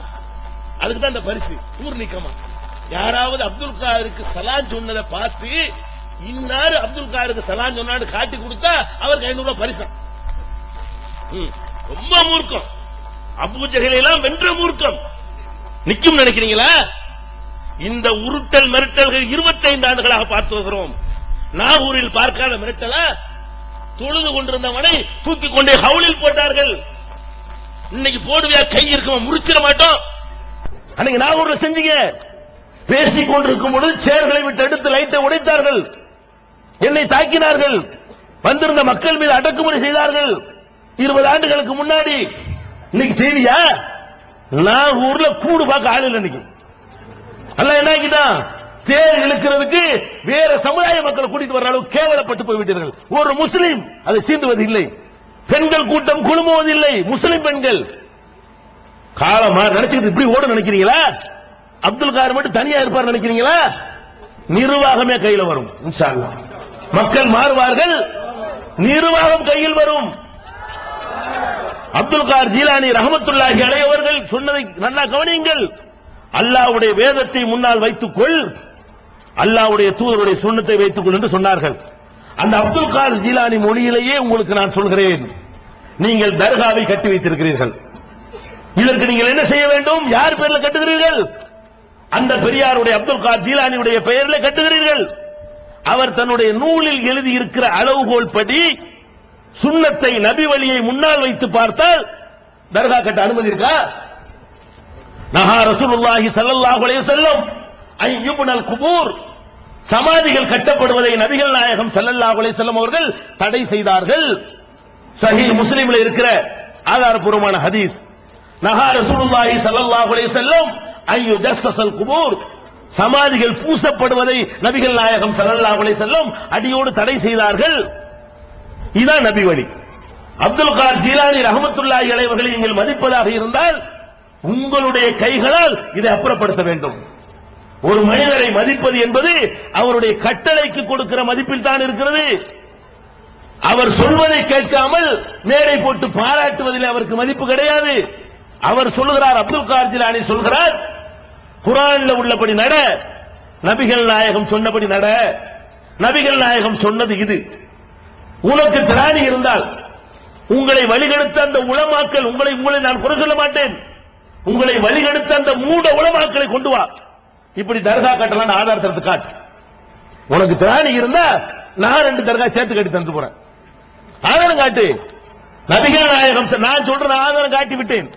இந்த மாதிரி கட்டுவதை நபிகள் நாயகம் தடுத்தார்கள். மனுஷன் பேரால் வழிபாட்டு தலம் எழுப்புவதை நபிகள் நாயகம் தடுத்தார்கள் என்று நான் சொல்கிறேன். அரபி மூலத்தோடு சொல்கிறேன், நூலுடைய பெயரை சொல்கிறேன். உன்னுடைய உலமாக்களுக்கு சந்தேகம் இருந்தா கூட்டிட்டு வா. என்னப்பா சொல்றேன், எடுத்து காட்டுங்க. இப்ப எடுத்து போட்டு போறேன். அல்லது கட்டலாம், நபிகள் நாயகம் கட்ட சொன்னாங்க, அப்துல் காதர் ஜீலானி ஒருத்தர் வருவாரு, அவருக்காக கட்டிக்கிறீங்கன்னு சொன்னாங்க, எடுத்து காட்டு. எங்க ஊர்ல கட்டிக்கிறோம்? அதே பொட்டல் போல மட்டும் கட்ட அல்லாஹ்வுடைய ரசூல் சொல்லியிருந்தாங்கன்னு சொன்னா எல்லா ஊர்லயும் கட்டிட்டு போறோம். அப்ப இதான் நபிகள் நாயகத்தை மதிக்கிற முறையா? இது அப்துல் காதர் ஜீலானி மதிக்கிற முறையா? அதே மாதிரி நீங்கள் இந்த இறந்து போன அவருடைய பெயரால சந்தன கூடு நடத்துகிறீர்கள். சந்தன கூடு உண்டு தானே? உண்டு. சரி, இப்படி கட்டிட்டீங்கன்னு வைங்க, தெரியாதனமா கட்டியாச்சு. நபிகள் நாயகத்தை மதிக்கிறதா இருந்தா, அப்துல் காதர் ஜீலானி அவர்களை மதிக்கிறதா இருந்தா உங்கள் கடமை என்ன? நபிகள் நாயகம் ஸல்லல்லாஹு அலைஹி வஸல்லம் காலத்திலே சில தர்காக்கள் கட்டப்பட்டன, இறந்தவர்களுடைய சமாதிகள் கட்டப்பட்டன. உடனே என்ன செஞ்சாங்க தெரியுமா? மருமகனை கூப்பிடுறாங்க, அலியை. மருமகன் அலி ரலியல்லாஹு அன்ஹு கூப்பிடுறாங்க. போய் சொல்றாங்க, லா ததா அலல் அர்லி கப்ரம் முஸ்ரிஃபன் இல்லா சவைதஹு. இந்த மதீனா மண்ணிலே எங்கெல்லாம் உயரமாக கபர்கள் கட்டப்பட்டிருக்கிறதோ அதை தரமட்டமாக்காமல் விடாதே. இருக்கிற கபரை இடிக்க சொன்னாங்க, இருக்கிற தர்காக்களை தரைமட்டமாக்க சொன்னார்கள். நபிகள் நாயகத்தினுடைய கட்டளை பிரகாரம் அலி ரலியல்லாஹு அன்ஹு அவர்களை தரைமட்டமாக்கினார்கள். அந்த அலியுடைய பாரம்பரியத்திலே வந்தவர் என்று அப்துல் காதர் ஜீலானியை பற்றி நம்புகிறீர்களே. அப்துல் காதர் ஜீலானி அவர்கள் என்ன சொன்னாலும் கேட்போம் என்று சொல்கிறீர்களே. இப்ப என்ன சொல்றீங்க? என்ன மரண வேளையிலே சக்ராத் ஹாலிலே அவர் என்ன சொன்னாரு? என்ன சொல்லி மரணித்தார்? அவருடைய ஃபுத்துஹுல் கைபிலே, ஃபத்துஹுர் ரப்பானியில என்ன இருக்கிறது? அத்தௌஹீத், அத்தௌஹீத் வஜமாஉல் குல்லி தௌஹீத். ஏகத்துவமே உயிர் மூச்சு, ஏகத்துவமே உயிர் மூச்சு, அனைத்துக்கும் உயிர் மூச்சு ஏகத்துவமே என்று முழங்கி மரணித்தவர் அப்துல் காதர் ஜீலானி. ரிக்கார்டு பிரகாரம், கட்டுக்கதை பிரகாரம் அல்ல. இப்படி தௌஹீத் தௌஹீத் என்று கடைசி வரை சொல்லி மரணித்து இருக்கிற அப்துல் காதர் ஜீலானியின் பெயரால் நீங்கள் தர்கா கட்டுவீர்களா? இன்றைக்கு அப்துல் காதர் ஜீலானியை அல்லாஹ் ஒரு பேச்சுக்கு எழுப்பி இந்த பொட்டல் புதல கொண்டு விட்டு உன்னுடைய ஏதாவது ஒரு ஆசை இருந்தா சொல்லு, நிறைவேற்றுறேன் அல்லாஹ் கேட்டா ஒரு கடப்பார கூட அல்லான்னு கேட்பார். இன்றைக்கு அப்துல் காதர் ஜீலானியை அல்லாஹ் ஒரு பேச்சுக்கு எழுப்பி இந்த பொட்டல் புதல கொண்டு விட்டு உன்னுடைய ஏதாவது ஒரு ஆசை இருந்தா சொல்லு, நிறைவேற்றுறேன் அல்லாஹ் கேட்டா ஒரு கடப்பார கூட அல்லான்னு கேட்பார். எதுக்கு? நானே இடிச்சு போடுறேன், என் பேர்ல கட்டினதை என்ன செய்யறேன், இது ஒண்ணுதான் இல்ல பார்த்தான்னு வைங்க. அப்துல் காதர் ஜீலானி இப்ப எழுப்பி அல்லாஹ் கேட்டான்னு சொன்னா, இது அவருக்கு தெரிஞ்சுன்னு சொன்னா என்ன செய்வாரு? யா அல்லாஹ் ஒரு கடப்பாரை கூட இந்த மாதிரி அநியாயம் பண்றாங்களே தகர்த்துருவாரு. நான் கேட்கிறேன், என்றோ மரணித்த ஒரு மனிதர் இங்க ஏதோ பண்ணுவார் நினைக்கிறீங்களே? நான் கெட்டதுலயும் நல்லது இருக்குன்னு சொல்லுவாங்கல்ல. பாபர் மசூதி இடிச்சாங்க, கெட்டதுதான் அது. அதுல ஒரு நல்லது என்ன? இந்த சமுதாயம் விழிச்சது, இந்த சமுதாயத்துக்கு மார்க்கப்பட்டு வந்துச்சு, தொழக்கூடியவர்கள் அதிகமானார்கள், ஒரு யூனிட் ஆனார்கள். கண்ட கழுதையெல்லாம் நம்பி பின்னாடி போனவெல்லாம் நமக்கு எவனை நம்ப முடியாது என்ற முடிவுக்கு வந்தார்கள். கெட்டதுதான் பள்ளியாசல் இடிச்சது, அதுல ஒரு நல்லது. ஈராக்கில் லட்சக்கணக்கான மக்கள் கொன்று குவிக்கப்படுகிறார்கள். கிளவி உயிரை, கிளவி உயிரை மீட்பதற்காக பாசக்கயிறை வீசியவர், அந்த ஹெலிகாப்டர்களை பிடிச்சு இருப்பதற்காக ஒரு கயிறு வீசியிருக்க வேண்டாமா? ஒரு வெட்டு இருக்க வேண்டாமா? அந்த டைசி கட்டர் குண்ட போட்டான அது ஒரு இழுத்து போய் வாஷிங்டன்ல கொண்டு போட்டிருக்க வேண்டாமா? கதை விடுறீங்களா? அல்ல சாயத்தை வெளுக்க வைக்கிறான். டேய் இந்த பார் காட்டிட்டான், கெட்டது ஈராக்கில் நடந்தது, அதுல நல்லது என்ன? இந்த மாதிரி கூட உலமாக்கள் சொல்ல கேட்டுவிட்டு என்ன நினைக்கிறாங்க? அப்துல் காதிர் அல்லாஹ் நினைச்சுக்கலாம் இல்லையா? எங்க அம்மாவளா சின்ன பிள்ளைல உட்காரும்போது யாமுஹிதீன் உட்காருவாங்க. எங்க அம்மா இப்ப மாத்திக்கிட்டாங்க. எங்க அம்மாவெல்லாம் நாங்கள் சிறுவர்களா இருந்து பார்த்த போது கீழே உட்கார்ந்தாங்கன்னு வைங்க, யாமுஹிதீன் தான் சொல்லி உட்காருவாங்க. எந்திரிச்சா யாமுஹிதீனே இப்படிதான் செய்வாங்க. பொம்பளைகளுக்கு பெருசா வேதனை வரும் வைங்க, கிட்டத்தில் உள்ள கிளவி எல்லாம் சொல்லி கொடுக்கும், யாமுஹிதீன் சொல்லு, அல்ல சொல்ல யாமுஹிதீன் சொல்லு. பிரசவிக்கிற நேரத்தில் யாமுஹிதீன் சொன்னா தான் என்னவாகுமா? அவர் தான் கூப்பிடணுமா? லேசா மருத்துவம் பாப்பார் இருக்கு, பிரசவத்தை லேசாகிட்டு போயிருவாராம். இப்படி உட்கார்ந்தா யாமுஹிதீன், நுழைஞ்சா யாமுஹிதீன். இன்னமும் கிளறு கட்டைகள் அல்லாஹ் ரசூல் மொய்தீன் என்பாங்க. அதே மொய்தீன் அல்லாஹ் ரசூல் ஓகே, அதே மொய்தீன் யாரு? யாருன்னா மொய்தீன் அல்லாஹ் குணவனா? அப்ப அல்லாஹ் ரசூல் மொய்தீன் சொல்றீங்களே, முஹிதீன் நினைச்சிட்டு இருந்தீங்க, புருஷன் நினைச்சிட்டு இருந்தீங்க. அடிதான் பாருங்க, உன்னையும் காண மொய்தீன், உன்னையும் காணாம இன்னும் அவர் மேலே விட்டு போயிட்டாங்களே, தர்கா சிதிலமாய் போச்சே, உன்னையும் காண. அவர் அடங்கி இருக்கிற இடத்துக்கு இந்த கதின்னா, நீ கற்பனைய கதையை சொல்லிக்கிட்டு ஒழு செய்ய வந்தாராம், தண்ணி கிடைக்காம பொட்டல் ஆத்துல ஒழு செஞ்சாரா, அதுக்காக வேண்டி அங்கே ஒரு தர்காவாம். முதல் இந்தியாவுக்கு வந்தார் அவரு. அவர் பகதாதில் உள்ள ஒரு கல்லூரியில் பேராசிரியராக இருந்தார். அவருக்கு அதுக்கு தான் நேரம் சரியா இருந்துச்சு. ஹஜ்ஜிக்கு போயிருக்கிறாரு. இப்ப இந்தியாவுக்கு வந்தாரு. என்னமோ இந்தியாவுக்கு வருது களத்துள்ள வர நினைச்சிட்டானோ, எப்படி இந்தியாவுக்கு வந்தாரு? அப்ப அப்துல் காதிர் ஜிலானி என்ற அவர் இந்தியாவில் எந்த பகுதிக்கும் வந்தது கிடையாது, வரவே கிடையாது. பாகதாதுல வாழ்ந்தார், பாகதாதுல படிச்சு கொடுத்தார், பாகதாதிலே மௌத்தாகி விட்டார். ஹஜ்ஜி கடமை அவர் நிறைவேற்ற சென்றிருக்கிறார், வேற எங்கேயும் போனது கிடையாது. இதான் அவருடைய வரலாறு. என்ன பண்ணிட்டான்? இந்த அஜர்த்துமார்கள் விட்டு அடிச்சதெல்லாம் நம்பி நம்பி இங்கதான் ஒழு செஞ்சாரு, இங்க வெத்தல போட்டாரு, இங்கதான் பீடி குடிச்சாரு சொல்லி இப்படிலாம் கதை. இப்படி எடுத்துக்கொண்டு என்ன செய்யறது? இந்த மாதிரியாக அவர் பேரால 2 ஊர்ல அநியாயம் நடக்குது. ஒன்னு பொட்டல்புதூர், இன்னொன்னு மதுரை. மதுரையில என்ன கிடையாது அவர் பேர்ல, அப்துல் காதிர் ஜிலானி பேர்ல கபரு இல்லாத தர்காங்க. கபரு இல்லாத தர்கா 2 இருக்குங்க தமிழ்நாட்டுல. கபரு கிடையாது, ஆனா அவர் பேர்ல தர்கா இருக்கும். ஒன்னு இங்க, ஒன்னு மதுரை. இது என்ன 2 பேர் என்ன? இவன் சொல்றான் இங்கதான் ஒண்ணு செஞ்சாருங்கிறான், அவன் சொல்றான் அங்கதான் வெத்தல போட்டாருங்கிறான். மதுரையில வெத்தல போட்டாருங்கிறான், ஒண்ணு செஞ்சாருங்கிறான். அவர் வரவே இல்லை. இங்க ரோட்ல தேர் இழுப்பாங்க, ரோட்ல கப்பல் ஓடுங்க. அப்துல் காதிர் ஜிலானி மாலத்தீவுல மூழ்கி போச்சா ஒரு கப்பல் சரக்கோட நேர்ச்சி பண்ணாங்கள மக்கள்லாம். அப்படி மூழ்கின கப்பல் அப்படி நிமிர்ந்து அப்படி மொத்தமா அப்படி கரை சேர்ந்துருச்சான். இப்படி எவனோ மொஹிதீன் மாலன் எழுதி, ராஜா மணி மாலன் எழுதி விட்டு அடிச்சு விட்டு போயிட்டான் பாட்டிலேயே. இதை நம்பிக்கிட்டு என்ன பண்றாங்கன்னு கேட்டா, அப்துல் காதிர் ஜிலானி பேரை நினைத்துக் கொண்டு ரோட்ல கப்பல் எழுதிட்டு போவாங்க. மதுரையில ரோட் அவர் பேர்ல தேர்தல் இருக்கு, கப்பல் இருப்பாங்க. இது கூத்து இங்கே அந்த கூத்தா நடக்கிறது. அப்ப அப்துல் காதிர் ஜிலானி என்பவர் இந்தியாவுக்கு வரலன்னு சொல்லும் பொழுது அடிப்படை ஆட்டம் கண்டு விடுகிறது. இப்படி எல்லாம் நம்முடைய உலமாக்கள் மார்க்க அறிஞர்கள் கெடுத்து நாசமாக்கி இருக்கிறார்கள். தங்களுடைய வருமானத்திற்காக, உங்களை மூட நம்பிக்கையில வைத்திருப்பதற்காக, தங்களுடைய வயிறை வளர்ப்பதற்காக உங்களுக்கு தப்பான பாதையை காட்டியிருக்கிறார்கள். இதனுடைய விளைவு என்ன? எங்க போய் நிப்பீங்க நினைக்கிறார். மறுமையில போனவன யாரெல்லாம் நீ என்ன செஞ்சேன்னு கேட்பான் நம்மள. நான் அப்துல் காதிர் ஜிலானிக்கு தேங்காய் உடைச்சேன், அப்துல் காதிர் ஜிலானிக்கு உண்டியல் போட்டேன், கை செஞ்சு வச்சேன், கால் செஞ்சு வச்சேன், விளக்கமா தடி வாங்கினேன். அதை வாங்குறாங்கல்ல மயிலர கடி, விளக்கமா தடி வாங்கினேன். அங்க பள்ளி பாச்சான் கரப்பான் எல்லாம் குடிச்சேன். அந்த அது விழுந்த எண்ணெய அங்க எண்ணெயை வச்சு போடுறதுங்க. பள்ளி பாச்சான் கரப்பான் எல்லாம் விழுந்து கிடக்கு. காலையில் இந்த பறக்கத்தை இருந்துச்சு குடிக்கிறது, அதை குடிச்சேன் என்றெல்லாம் சொன்னால விடுவானா? நன்றாக நினைத்துக் கொள்ளுங்கள். அல்லாஹ்வுடைய அடியார்கள்லயே, அல்லாஹ் அனுப்பின நபிமார்கள்லயே ஒரு பயங்கரமான அற்புதங்கள் கொடுத்து அனுப்பப்பட்ட ஒரு நபி இருக்கிறார் என்றால் அவர் ஈசா நபி. அவரே அற்புதம். ஈசா நபி உங்களுடைய வாழ்க்கைக்கு உதாரணமாக எடுங்கள். அல்லாஹ் அனுப்பின இறை தூதர்கள்லயே ரொம்ப ரொம்ப வித்தியாசமாக பார்க்கப்படக்கூடிய ஒருத்தர் இருக்கிறார் சொன்னா யாரு? ஈசா நபி. அவருக்கு தகப்பன் இல்லை. தகப்பன் இல்லாமல் அல்லாஹ்வுடைய எப்படி அல்லாஹ் சொல்றான், இன்ன மஸல ஈசா இந்தல்லாஹி கமஸலி ஆதம். ஈசாவுக்கு அல்லாஹ்விடத்திலே ஓமை எதுவென்றால் ஆதமை போல. அவரு ஆதமை எப்படி மண்ணால் படைத்துவிட்டு குன் ஆகு என்று சொன்னானோ அதுபோல இவருக்கும் அந்த ஆணுடைய விந்து இல்லாமல், விதை இல்லாமல், வித்து இல்லாமல் ஆகு என்றான். அந்த கருவில உருவாகிவிட்டார். ஆதமை போல ஆகு என்ற கட்டளையினால் உருவானவர் ஈசா நபி என்று அல்லாஹ் சொல்கிறான். அதனால ஈசா இப்னு மரியம் என்கிறோம், பாப்பா பேர் இல்லாம சொல்கிறோம். அம்மா பேர்ல சேர்த்து மரியமுடைய மகன் ஈசான்னு சொல்றமா இல்லையா? அன்னை மேரியுடைய மகன் இயேசுன்னு அவங்களும் சொல்றாங்களா இல்லையா?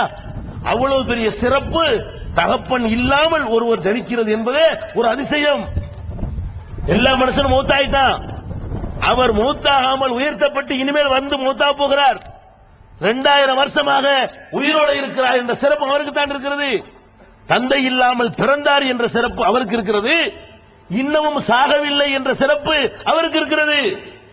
அவர் வாழுகின்ற காலத்திலே என்ன செஞ்சாரு? வெண்குஷ்டத்தையும் பிறவி குருடையும் நீக்குகிறார். அல்லாஹ் குர்ஆன்ல சொல்லி காட்டுகிறான். உபரிவுல் அக்மக வல் அப்ரஸபி இத்னில்லா, அல்லாஹ்வுடைய அனுமதியோடு வெண்குஷ்டத்தையும் பிறவி குருடையும் நான் நீக்குகிறேன். அதை வச்சு நான் அல்லாஹ்வுடைய தூதர் என்று ப்ரூவ் பண்றேன்னு சொல்றாரு. உஹியில் மௌதா பி இத்னில்லா, இறந்தவரை கூட அல்லாஹ்வுடைய அனுமதியோடு நான் உயிர்ப்பித்து காட்டுகிறேன். இவர் பேர்ல சொல்ற கட்டுக்கதை. ஈசா நபி பேர்ல சொல்வது அல்லாஹ்வுடைய வாக்குமூலம். அல்லாஹ் சொல்றான், இறந்தவரையும் உயிர்ப்பித்து காட்டுகிறார். வீட்டிலே நீங்கள் என்ன சாப்பிட்டீர்கள், என்ன மிச்சம் வைத்திருக்கிறீர்கள் என்பதையும் நான் உங்களுக்கு சொல்வேன் அப்படிங்கிறாரு. இதெல்லாம் குர்ஆன்ல இருக்கு, கதை இல்ல. நான் சொல்ற இந்த செய்திகள் எல்லாம் சூரத்துல் மாயிதாவுல, மாயிதா என்ற 5வது அத்தியாயத்தில் இருக்கிறது. அப்ப ஈசா நபி அவர்களுக்கு உங்க வீட்டுல என்ன சாப்பிட்டீங்க, என்ன மிச்சம் வச்சுக்கிறீங்க அதையும் அவர் சொல்வார். இப்படி எல்லாம் செஞ்சிருக்கிறார் ஈசா நபி அவர்கள். அதே மாதிரி தகுலுக்கும் இனத்தீனிக்க ஹையத்தி தைரி, ஒரு பறவை போல களிமண்ணில பறவை மாதிரி செஞ்சு ஊதுவாரம் பறந்துருமா, பறவை ஆயிருமா. அப்படி செய்தார் என்று அல்லாஹ் குர்ஆன்ல சொல்றான். இதெல்லாம் ஈசா நபிக்கு அல்லாஹ் கொடுத்த அற்புதம். இதையெல்லாம் நீங்க பார்த்தீர்களே ஆனால் ஏறக்குறைய அல்லாஹ்வுக்கு மாத்திரம் உள்ள சில விஷயங்கள் இருக்கிறது. இறந்தவரை உயிர்ப்பித்தல் அவன் மட்டும் செய்யற ஒரு காரியம். அந்த அற்புதத்தை கொடுத்து அல்லாஹ் அவர் அனுப்பியிருக்கிறான். ஒரு மனிதரை கும்பிடலாம் என்று சொன்னால், ஒரு மனிதரை வழிபடலாம் என்று சொன்னால், அவரிடம் வெளிப்படுகிற ஆற்றலுக்காக அவரையே வணங்கலாம் என்று சொன்னால், அதற்கான அத்தனை தகுதிகளும் பெற்றவர் ஈசா நபி. அந்த ஈசா நபியை வணங்கியவர்களுக்கு அல்லாஹ் கொடுத்த ஜட்ஜ்மெண்ட் என்ன? கேள்வி. அப்துல் கார் ஜிலானி ஈசா நபியுடைய கால் தூசிக்கு சமமாவாரா? ஈசா நபி காலில் போட்ட செருப்புடைய தூசிக்கு அவர் சமமாவாரா? அவர் யார்? நபி. நபியுடைய அந்தஸ்தை எவன் அடைய முடியாது. அப்ப ஈசா நபியை ஒருத்தன் வணங்குறான், அந்த மக்களுக்கு அல்லாஹ் சொல்றாங்க, லக்கது கஃபரல்லதீன காலு இன்னல்லாஹ ஹுவல் மஸீஹ் இப்னு மரியம், அல்லாஹ் தான் ஈசா, ஈசா தான் அல்லாஹ் எவன் சொன்னானோ அவர்கள் காபிராகி விட்டார்கள், இறை நிராகரிப்பாளர்கள் ஆக்கி விட்டார்கள். அல்லாஹ் சொல்றா இல்லையா? அப்ப அல்லாஹ்வுடைய தூதர் அவ்வளவு பெரிய அற்புதம் செய்து காட்டிய ஈசா நபி அவர்களை கடவுள் என்று சொன்னமே நரகத்துக்கு போவான்னு நீனும் சொல்ற. போய் கேள், உன்னுடைய கலந்தர் மஸ்தான்ட்ட போய் கேளு, உன்னை வழிகெடுக்கிற போலி உலமாக்கிட்ட போய் கேளு, உன்னை நரக படிகுலிக்கு தள்ளி தன்னுடைய பொருளாதாரத்தை வளர்த்து திரிகிறார்களே அவங்கள்ட்ட போய் கேளு. ஈசா நபி வணங்கியவர்களுடைய கதி என்னன்னு கேளு. நரகம்னு சொல்வாரா இல்லையா? கலந்தர் மஸ்தான்ட்ட போய் ஈசா நபி வணங்கினாங்களே அவங்களுக்கு என்ன கிடைக்கும் கேட்டா என்ன சொல்வாரு? நரகம் கிடைக்கும் பாரு. கஷ்டமான நேரத்தில் ஈசாவே என்று அழைக்கிறான், அவன் இங்க போவான்னு போய் கேளு, என்ன சொல்வார் இந்த போலி உலமா? நரகத்துக்கு போவான் பாரு.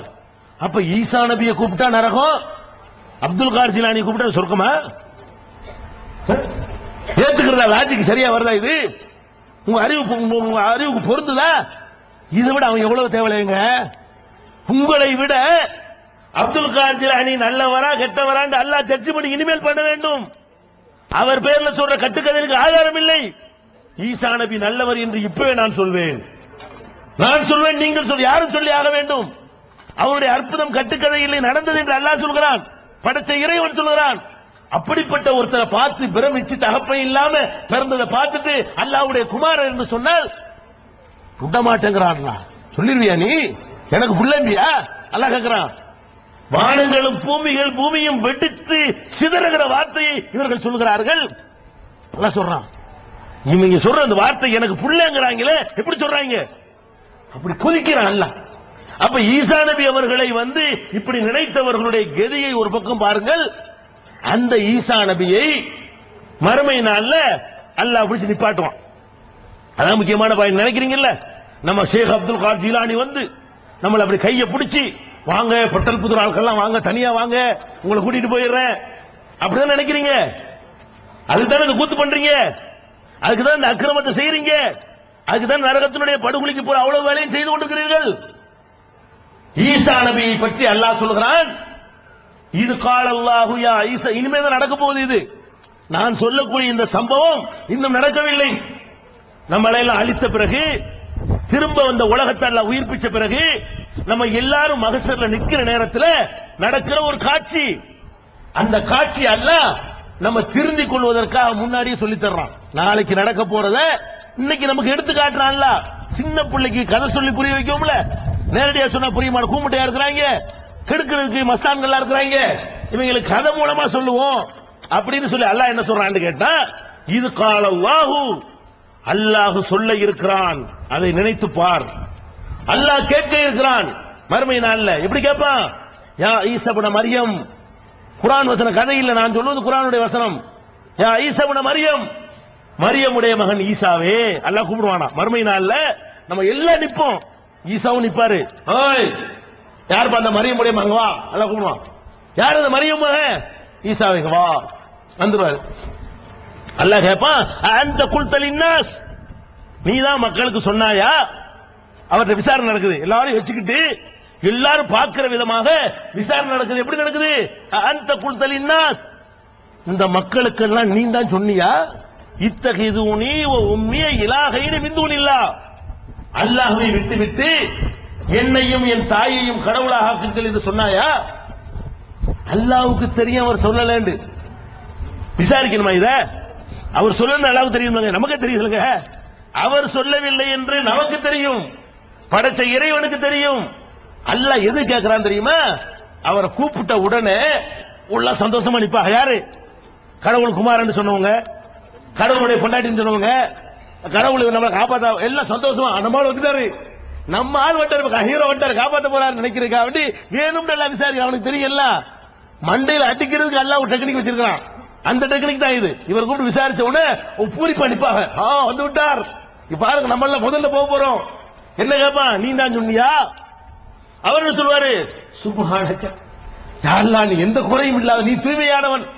நான் எப்படி சொல்லுவேன்? யகூனலி அன் அகூல மாலை ஸலீபி ஹக்கின், எனக்கு தகுதி இல்லாத ஒன்றை நான் எப்படி சொல்லுவேன்ல? என்னைய வணங்க நான் சொல்லுவேனா? என்னைய கடவுளாக்கு நான் சொல்லுவேனா? எனக்கு சைதா செய்யன்னு சொல்லுவேனா? என்னை கும்பிடுன்னு சொல்லுவேனா? எனக்கு நேர்ச்சை பண்ணுன்னு சொல்லுவேனா? எனக்கு பாத்தியாவுன்னு சொல்லுவேனா? என்னிடத்துல துவாசைன்னு நான் சொல்லுவேனா? எல்லாம் அர்த்தம் தான். என்னைய கடவுளாக்கும்படி நான் எப்படி, எனக்கு தகுதி இல்லாத ஒன்றை நான் எப்படி எல்லாம் சொல்லுவேன் என்று கேட்கிறியே? அவர் சொல்றாரு, பரிதாபமா சொல்றாரு. அவர் எப்படி சொல்றாரு? அதனால நாளைக்கு நடக்க போற காட்சியை அல்லாஹ் இப்ப எடுத்து காட்டுறான். மாய கூனுலி அன்னகூன மாலை ஸலீபி ஹக்கின், எனக்கு தகுதி இல்லாத ஒன்றை நான் இப்படி எல்லாம் சொல்லி இருப்பேன். மறுபடியும் கவுண்டர் கொடுக்கிறாரு. இன் குந்து குல்துஹு, நான் சொல்லி இருந்தா பக்கத்து அலிம்த உனக்கு தான் தெரியுமே என்று கேட்கணுமா? நான் சொல்லி இருந்ததை உனக்கே தெரியுமே. அப்புறம் கேட்கிறாரு, அம்மா தெரியத்தான் ஏன் கேட்கிறான் விலங்கலையே. மறுபடியும் கவுண்டர் கொடுக்கிறாரு.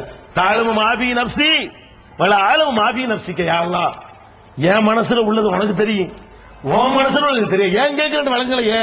நான் செய்யறேன்னு உனக்கு தெரியும், நான் இந்த பாவத்துக்கு சம்பந்தம் இல்லாதவன் தெரியும், நான் உன்னைய வணங்க முடியாது. என்ன சொன்னேன்? நான் சொன்னதெல்லாம் என்ன சொன்ன?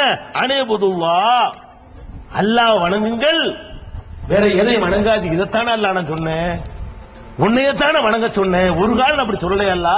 நீ ஏன் கேட்கிறேன்னு எனக்கு தெரியும். அவர் துடிக்கிறாரு, பதறுகிறார். ஒரு பத்தினி பெண் மீது ஒரு கணவன் வந்து ஒரு பழி சுமத்தினால் எப்படி பதறுவாளோ உங்களுக்கு தெரியாதாங்க? நான் அப்படி செய்வேனாங்க? நான் செஞ்சிருக்கேன், என்னக்கா பாத்திருக்கீங்களாங்க? யாரப்பா சிரிச்சிருக்காங்கன்னு கேட்பான்ல, அந்த ஸ்டைல அடிக்கிறாரு.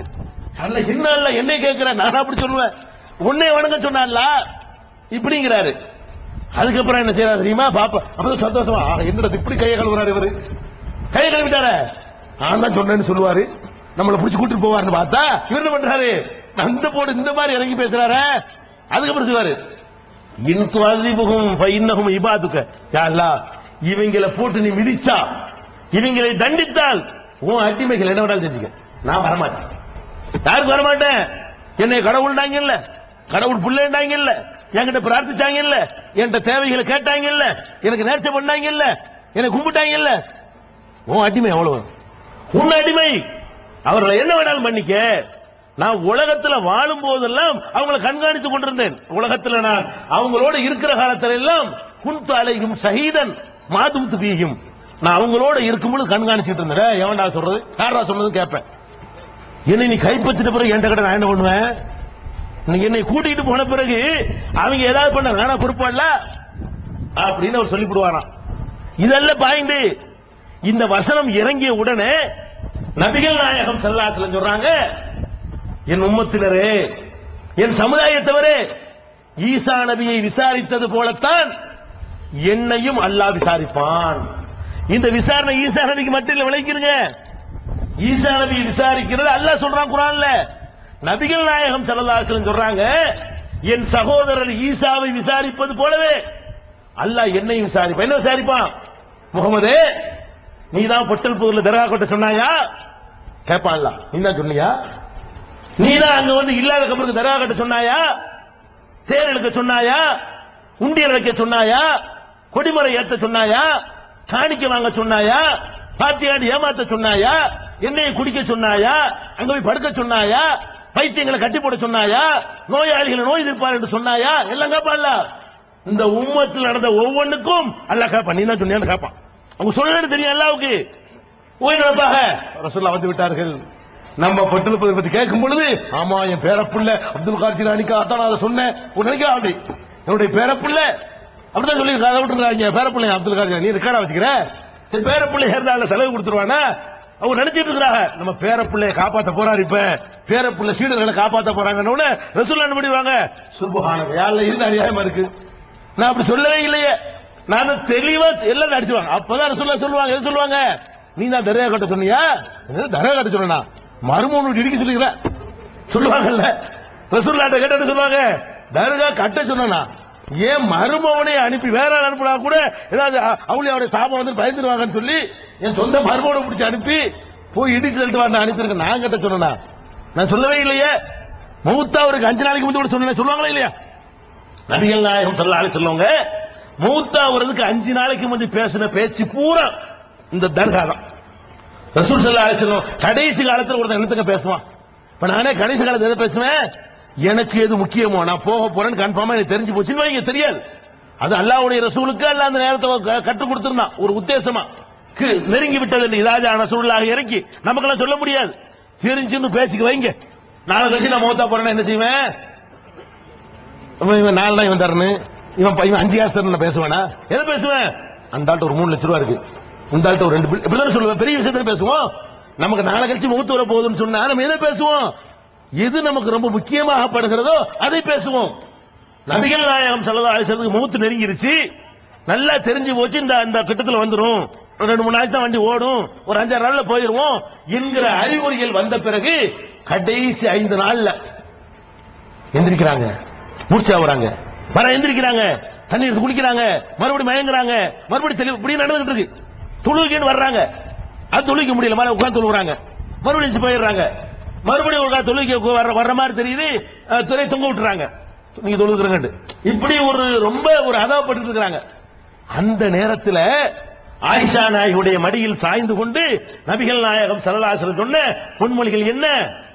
லஅனல்லாஹுல் யஹூத வன் நஸாரா, யஹூதிகளையும் நசாராக்களையும் அல்லாஹ் சபிக்கட்டும், அவர்கள் மீது அல்லாஹ்வுடைய சாபம் இறங்கட்டும், அல்லாஹ்வுடைய கோபம் அவர்கள் மீது ஏற்படட்டும். எதற்கு கோபம் தெரியுமா? இத்தகது குபூர அம்பியாயிஹிம் மசாஜித், தங்கள் நபிமார்களுடைய கபர்களை அடக்கத்தலங்களை வணக்கத்தலங்களாக ஆக்கிவிட்டார்கள். நபிமார்களை அடக்கிய இடத்தை எல்லாம் வணங்குகிற இடமாக தர்காக்களாக ஆக்கிவிட்டார்களே, அவர்கள் மீது அல்லாஹ்வுடைய லானத்து சாபம் இறங்கட்டும் என்று சொல்கிறார்கள். யார சொல்றாங்க? நபிமார்களுக்கு தர்கா கட்டினவருக்கு இந்த கதி, அவுலியாக்களுக்கு இல்ல. அவுலியான்னு யாரையும் கன்ஃபார்மா சொல்ல முடியாது. நபிமார்கள் கண்டிப்பா நல்லடியார்கள். அந்த நபிமார்களுக்கு தர்கா கட்டினா பாருங்க. இந்த முந்தைய சமுதாயம், நபிகள் நாயகத்துக்கு முந்தைய சமுதாயம், மூசா நபிக்கு தர்கா, இஸ்மாயில் நபிக்கு தர்கா, சுலைமான் நபிக்கு தர்கா, தாவூத் நபிக்கு தர்கா, ஈசா நபிக்கு தான் கட்டல, ஏன்னா அவர் மௌத்தா போகாதனால, இல்ல அவர் கட்டிருப்பாங்க. ஈசா நபியை தவிர எல்லாத்துக்கும் தர்கா கட்டி முடிச்சு விட்டாங்க. அப்ப அந்த தர்கா கட்டினவங்களை பத்தி ரசூலுல்லாஹ் எச்சரிக்கிறாங்க. நபிமார்களுடைய தர்கா அடக்க ஸ்தலங்களை எல்லாம் தர்காக்களாக ஆக்கினார்களே, அவர்கள் மீது அல்லாஹ்வுடைய சாபம் ஏற்படட்டும் சொன்னாங்க. எப்ப சொல்றாங்க? மரணிக்கிறதுக்கு 5 நாளைக்கு முன்னாடி. அப்ப தர்காக்கள் என்பது அல்லாஹ்வுடைய சாபத்திற்குரியதா, அது ரஹமத்துக்குரியதா?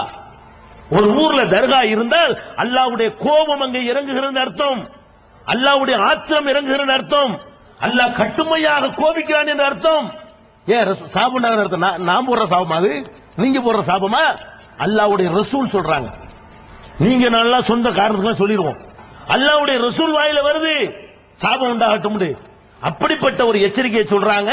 இதை கேட்டுக்கொண்டிருந்த ஆயிஷா நாயகி சொல்கிறார்கள், நபிகள் நாயகம் இப்படி எச்சரித்திருக்காவிட்டால் சொல்றாங்க, மௌத்தாவுற நேரத்தில் லவ்லா தாலிக்க அப்ரசு கப்ரஹு, ரசூலுல்லாஹ் மட்டும் இப்படி எச்சரிக்கிறேன்னு வைங்க, அவங்களுக்கும் தரா கட்டிருப்பாங்க. பாருங்க, ரசூலுல்லாஹ் எதுக்கு எச்சரிக்கிறாங்க? நம்ம மௌத்தாக போகிறோம், நாம் மரணித்த பிறகு நமக்கு இந்த மக்கள் அன்பு செலுத்துகிறோம் என்ற பெயரில் ஒரு தர்காவை கட்டி விடுவார்கள். அப்படி கட்ட விடக்கூடாது. என் பெயர்ல என்னுடைய அடக்கத்தலத்தில் ஒரு வழிபாட்டு தலம் எழும்பக்கூடாது என்பதற்காகத்தான் நபிகள் நாயகம் இப்படி எச்சரித்தார்கள் என்று ஆயிஷா நாயகி சொல்றாங்களே. இப்ப நபிகள் நாயகம் தனக்கு தர்கா கட்டிவிடக் கூடாது என்பதற்குத்தான் இதை எச்சரித்திருக்கிறார்கள் என்று சொன்னால், நீ எப்படி அப்துல் காதர் கட்டுவ? நீ எப்படி சாவுலது இது கட்டுவ? நீ எப்படி காஜாமீது கட்டுவ? நீ எப்படி இப்ராஹிம் சாஹிப் கட்டுவேன்னு நான் கேட்கிறேன். அப்ப அல்லாஹ்வுடைய இப்ராஹிம் சாஹிப் ஏர்வாடி, அல்லாஹ்வுடைய ரசூல் இதுக்கு தான் எச்சரிக்கை பண்றாங்க. அப்ப இதை கவனிக்க வேண்டியிருக்கு. அது மாத்திரம் இல்ல, அந்த நேரத்தில் அல்லாஹ் துஆ செய்றாங்க. என்ன துஆ செய்றாங்க? அல்லாஹும்ம லா தஜல் கப்ரி வஸன யூபத், யா அல்லாஹ் என்னுடைய கபரை, என்னுடைய அடக்கத்தலத்தை ஒரு வழிபாட்டு தலம் ஆக்கிறாதா அல்லாஹ். அங்க ஒரு பெட்டிஷன், மக்களுக்கு ஒரு கோரிக்கை, அங்க ஒரு பெட்டிஷன் போறாங்க அல்லாஹ், யா அல்லாஹ் ஏன் கபர் ஆக்கிறாத.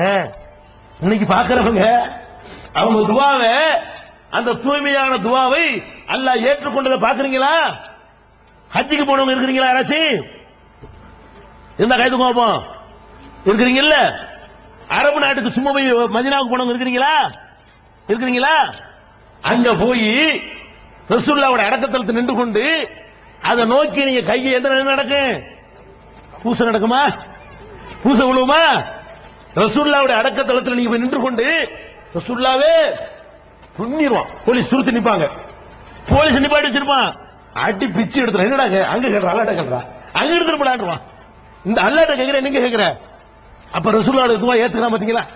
என்னுடைய அடக்கத்தலத்தை அல்லாஹ் வணக்கத்தலமா ஆக்காதேன்டாங்க. எவனாச்சும் ஆக்குனா அடிதான் கிடைக்கும். ஏன் அடி கிடைக்குது? பொட்டல் புதூர் சகோதரர்களே, சிந்தித்து பார்க்க வேண்டும். உங்களுக்கு தாய்மொழி அரபி இல்லை, உங்களுக்கு தெரியாது. அவன் தாய்மொழி அரபி, அவன் இந்த ஹதீஸை படிக்கிறான். எதுக்கு அடிக்கிறான்? அவனுக்கு குர்ஆனை ஓதும் பொழுது அவனுக்கு அர்த்தம் தெரியும், ஹதீஸுகளை படிக்கும் பொழுது அதனுடைய அர்த்தம் தெரியும். இந்த உலமாக்கள் உங்களுக்கு குர்ஆனை தராமல் ஏமாற்றிக் கொண்டிருந்தார்கள், உங்களுக்கு தெரியாது. அவன் அந்த ஹதீஸை படிச்சதுனாலதான் நபிகள் நாயகம் துவா செஞ்சிருக்கிறாங்க கேட்க கூடாதுன்னு சொல்லி இவங்க வந்து கையேந்துறாங்க, அட்டி பின்னு என்றானா இல்லையா? அப்ப இந்த அந்த இடத்துல அல்லாஹ் காப்பாத்துறான். என்னுடைய சரி, நபிகள் நாயகத்தினுடைய அந்த தர்காவுல அடக்கம் பண்ண இடத்துல சந்தன கூட நடக்குதா? நடக்குதாங்க? ஹஜ்ஜுக்கு போனவங்க சொல்லுங்க. இல்ல இல்ல. அப்ப நபிகள் நாயகம் அடக்கப்பட்ட இடத்துல சந்தன கூடு இல்லை. அவர்கள் அடக்கம் செய்யப்பட்ட அந்த கபரின் மீது சந்தனம் பூசுவது கிடையாது. அங்க கொண்டு போய் காணிக்கை செலுத்துவது கிடையாது. அங்க உள்ள மண்ணள்ளி திங்கிற கிறுக்கு பசங்க கிடையாது, மூடர்களுக்கு கிடையாது. அங்க உள்ள எண்ணெயை வலிச்சு நக்கிற மக்கள் எங்கேயும் கிடையாது. அந்த மாதிரி மக்கள் கிடையாது. அங்க கொடியேற்றம் கிடையாது, கொடி இறக்குதல் கிடையாது, கிறுக்கம் பைத்தியக்காரனை கொண்டு கட்டி போடுறது அங்க கிடையாது, நோயாளிகளை ஏமாத்துறது கிடையாது. இஸ்லாத்தை அறியாத முஸ்லிம் அல்லாத மக்கள் வரும் பொழுது பாத்தியா ஓதுறேன்னு சொல்லி முடிச்ச வைக்கிறீங்களே, அந்த முடிச்ச வைக்கிற ஆளுக்கு இங்க கிடையாது. அல்லாஹ் அப்படி காப்பாத்தணும் பாத்தீங்களா? எல்லாம் நடக்கும் பாத்தீங்கன்னா, எல்லாம் நடக்கும். முடிச்ச வைக்கிற வேலை தான். இதுக்கு இந்த முள்ள மாதிரி முடிச்சு அந்த வேலை செஞ்சு போயிடும்.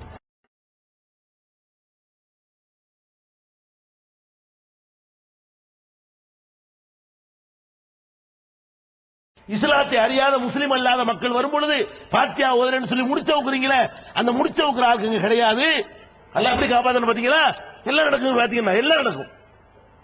முடிச்ச வைக்கிற வேலை தான். இதுக்கு இந்த முள்ள மாதிரி முடிச்சு அந்த வேலை செஞ்சு போயிடும். மார்க்கத்தின் பெயரால் இப்படி மக்களை ஏமாத்துறதுக்கு கொதிச்சு போய் தான் சொல்லுகிறோம். இதுக்கு தான் ஊர்ணிக்கமா? அப்ப நபிகள் நாயகம் ஸல்லல்லாஹு அலைஹி வஸல்லமுடைய அந்த அடக்கத்தலத்தை அல்லாஹ் அப்படி காப்பாத்தி வச்சுக்கிறான் துஆவுனால. நம்மளுக்கு சொன்னாங்க லா தஜவுலு கப்ரி ஈதா, என்னுடைய கபரை ஈதாக பெருநாளாக ஆக்கிறாதீங்க. என்னுடைய கபரை ஈதுனா பெருநாள் உங்களுக்கு தெரியுமா அர்த்தம்? ஈது பெருநாள்ங்கிறீங்க இல்லங்க. லா தஜவுலு கப்ரி ஈதா, என்னுடைய கபரை ஈதாக்கிறாதீங்க, பெருநாள் ஆக்கிறாதீங்க. விழா கிடையாது, நபிகள் நாயகத்துக்கு நினைவு நாள் கிடையாது, அவங்களுக்கு பிறந்த நாள் கிடையாது, அவங்க பேரை சொல்லி எந்த ஒரு விழாவும் கிடையாது, கூடாது. இப்படி எல்லாம் பெருமானார் ஸல்லல்லாஹு அலைஹி வஸல்லம் அவர்கள் கடுமையான முறையில எச்சரித்து சென்ற ஒரு காரியத்தை நீங்க செய்றீங்களே, அங்க எடுத்து விடுவாங்க ரசூலுல்லாஹ். யா அல்லாஹ், 5 நாளைக்கு முந்தி கூட சொன்னேனே, அல்லாஹ் கேட்பான்ல, பட்டல்பூர் பத்தி கேட்பான்லங்க. பட்டல்பூர் கேட்பான், நாகூரை கேட்பான், ஈராக்கில் உள்ள பகதாதில் உள்ளது கேட்பான், அஜ்மீர்ல உள்ளது கேட்பான். என்ன கேட்பான்? இதான் நீ சொல்லி கொடுத்த லட்சணமான்னு கேட்பான். கேட்பான்ல, இதான் நீ போதிச்சியா? இல்ல நான் இருக்கிற வரைக்கும் கரெக்டா தான் போயிடுச்சு. எந்த அளவுக்கு போதித்தேன் அத சொல்லுவாங்க ரசூல் ஸல்லல்லாஹு அலைஹி வஸல்லம். நான் இருக்கிற வரைக்கும் எப்படி போயிச்சேன் தெரியுமா? உசுரோட இருக்கிற என் காலில் அந்த மக்கள் விழ வந்தால் அதை தடுத்தவன் நான் சொல்லுவாங்களே இல்லையா? ரசூல் ஸல்லல்லாஹு அலைஹி வஸல்லம் இந்த உலகத்துல உசுரோட வாழும் பொழுது எத்தனையோ சஹாபாக்கள் உங்க காலில் விழுறன்னு வர்றாங்க. ஏன் விழுறன்னு வர்றாங்க? நாங்கள் உலக நாடுகளுக்கு எல்லாம் போறோம், எவன் காலில் யார் யார விழுகிறாங்க, நீங்க எவ்வளவு தகுதியான ஆளு, விழுவுறதா இருந்தா உங்க காலில் விழுவலாமே, எவன் காலில் விழுறதை விட உங்க காலில் விழுவலாமே அப்படின்னு கேட்கும் பொழுது ரசூலுல்லாஹ் என்ன சொன்னாங்க? லவ் குன்து ஆமுர அஹதன் அன் யஸ்ஜுத லி அஹதின் ல அமர்துல் மர்அத அன் தஸ்ஜுத லி ஜௌஜிஹா. ஒரு மனிதன் இன்னொரு மனிதனுக்கு சஜிதா செய்யலாம், காலில் விழலாம், சாஷ்டாங்கம் செய்யலாம் என்று நான் அனுமதிப்பதாக இருந்தால், இதை நான் அனுமதிப்பதாக இருந்தால் கணவன் காலில் மனைவியை விழ சொல்லியிருப்பேன். அதையே தடுத்தவன் நான் சொல்றாங்க. ஏன் அதை கணவன் மனைவி உதாரணம் காட்டுறாங்கன்னு கேட்டா, கணவன் காலில் மனைவி விழுதல் என்பது உலகத்தில் எல்லா மக்களும் அது பெரிய சரி கண்டு கொண்டிருந்தார்கள். உலகம் பூரா தொன்று தொட்டு நிலை வந்த இந்த பழக்கத்தை ஒழிச்சு கட்டினவன்னா கூடும், அதை செஞ்சிருப்பையா? உலகம் எல்லாம் எதை சரின்னு சொல்லுதோ அதை செஞ்சிருப்பேன். உலகமே சொல்லுது பொம்பளை புருஷங்கால விழணும்னு சொல்லி, அத உடைச்சி எறிஞ்ச ஏமார்க்கத்தில் எங்கால உழுவியா நீ என்று தடுத்தார்களே. நீங்கள் தர்காவில் போய் விழுவுறீங்களா? உசுரோட இருக்கிற அல்லாஹ்வுடைய ரசூலுக்கு மேலே அந்த தர்கா, இந்த கபரு, இந்த சிமெண்ட், இந்த சுண்ணாம்பு, இந்த கட்டடம், இது உசுரோட இருந்தாங்களே, நறுமணம் கமழ்ந்தார்களே, அல்லாஹ்வுடைய அந்த பார்த்தாலே ஒரு பரவசம் கிடைக்குமே, அதுக்கு மேலேயாங்க இதெல்லாம். அல்லாஹ்வுடைய தூதர் தடுத்த ஒரு காரியத்தை செய்றீங்களே என்று சொல்லுவாங்க மறுமையில. முகமதே, நீ தான் இதெல்லாம் சொல்லி கொடுத்தியா? ஷேகுமார் காலில் விட சொன்னியா? தர்காவில் கும்பிட சொன்னியா? நெத்தியை கொண்டு வைக்க சொன்னியா? நீ கேக்குறீங்க அவுலியா அமீதுன்னு. மக்கா காபிரோட இப்படி செஞ்சதில்ல. மக்கா காபிர் சுப்ஹானல்லாஹ், மக்காவில் உள்ள காபிர் இருந்தானுங்க, அவன் கூட இணை வைத்தான். மக்காவில் உள்ள காபிர் என்ன அல்லாஹ்வுக்கு இணை வைத்தான். அவன் இணை எப்படி இருந்துச்சுன்னு கேட்டா, ஆர்டினரியா சாதாரணமா இருக்கிறான் பாருங்க, அப்பதான் அவுலியாவை கூப்பிடுவான். பயங்கரமான கஷ்டம் வந்துச்சுன்னு வைங்க, அப்ப அல்லாண்டுவான். இதை நான் சொல்லல, அல்லாஹ் குர்ஆன்ல சொல்லி காட்டுறாங்க.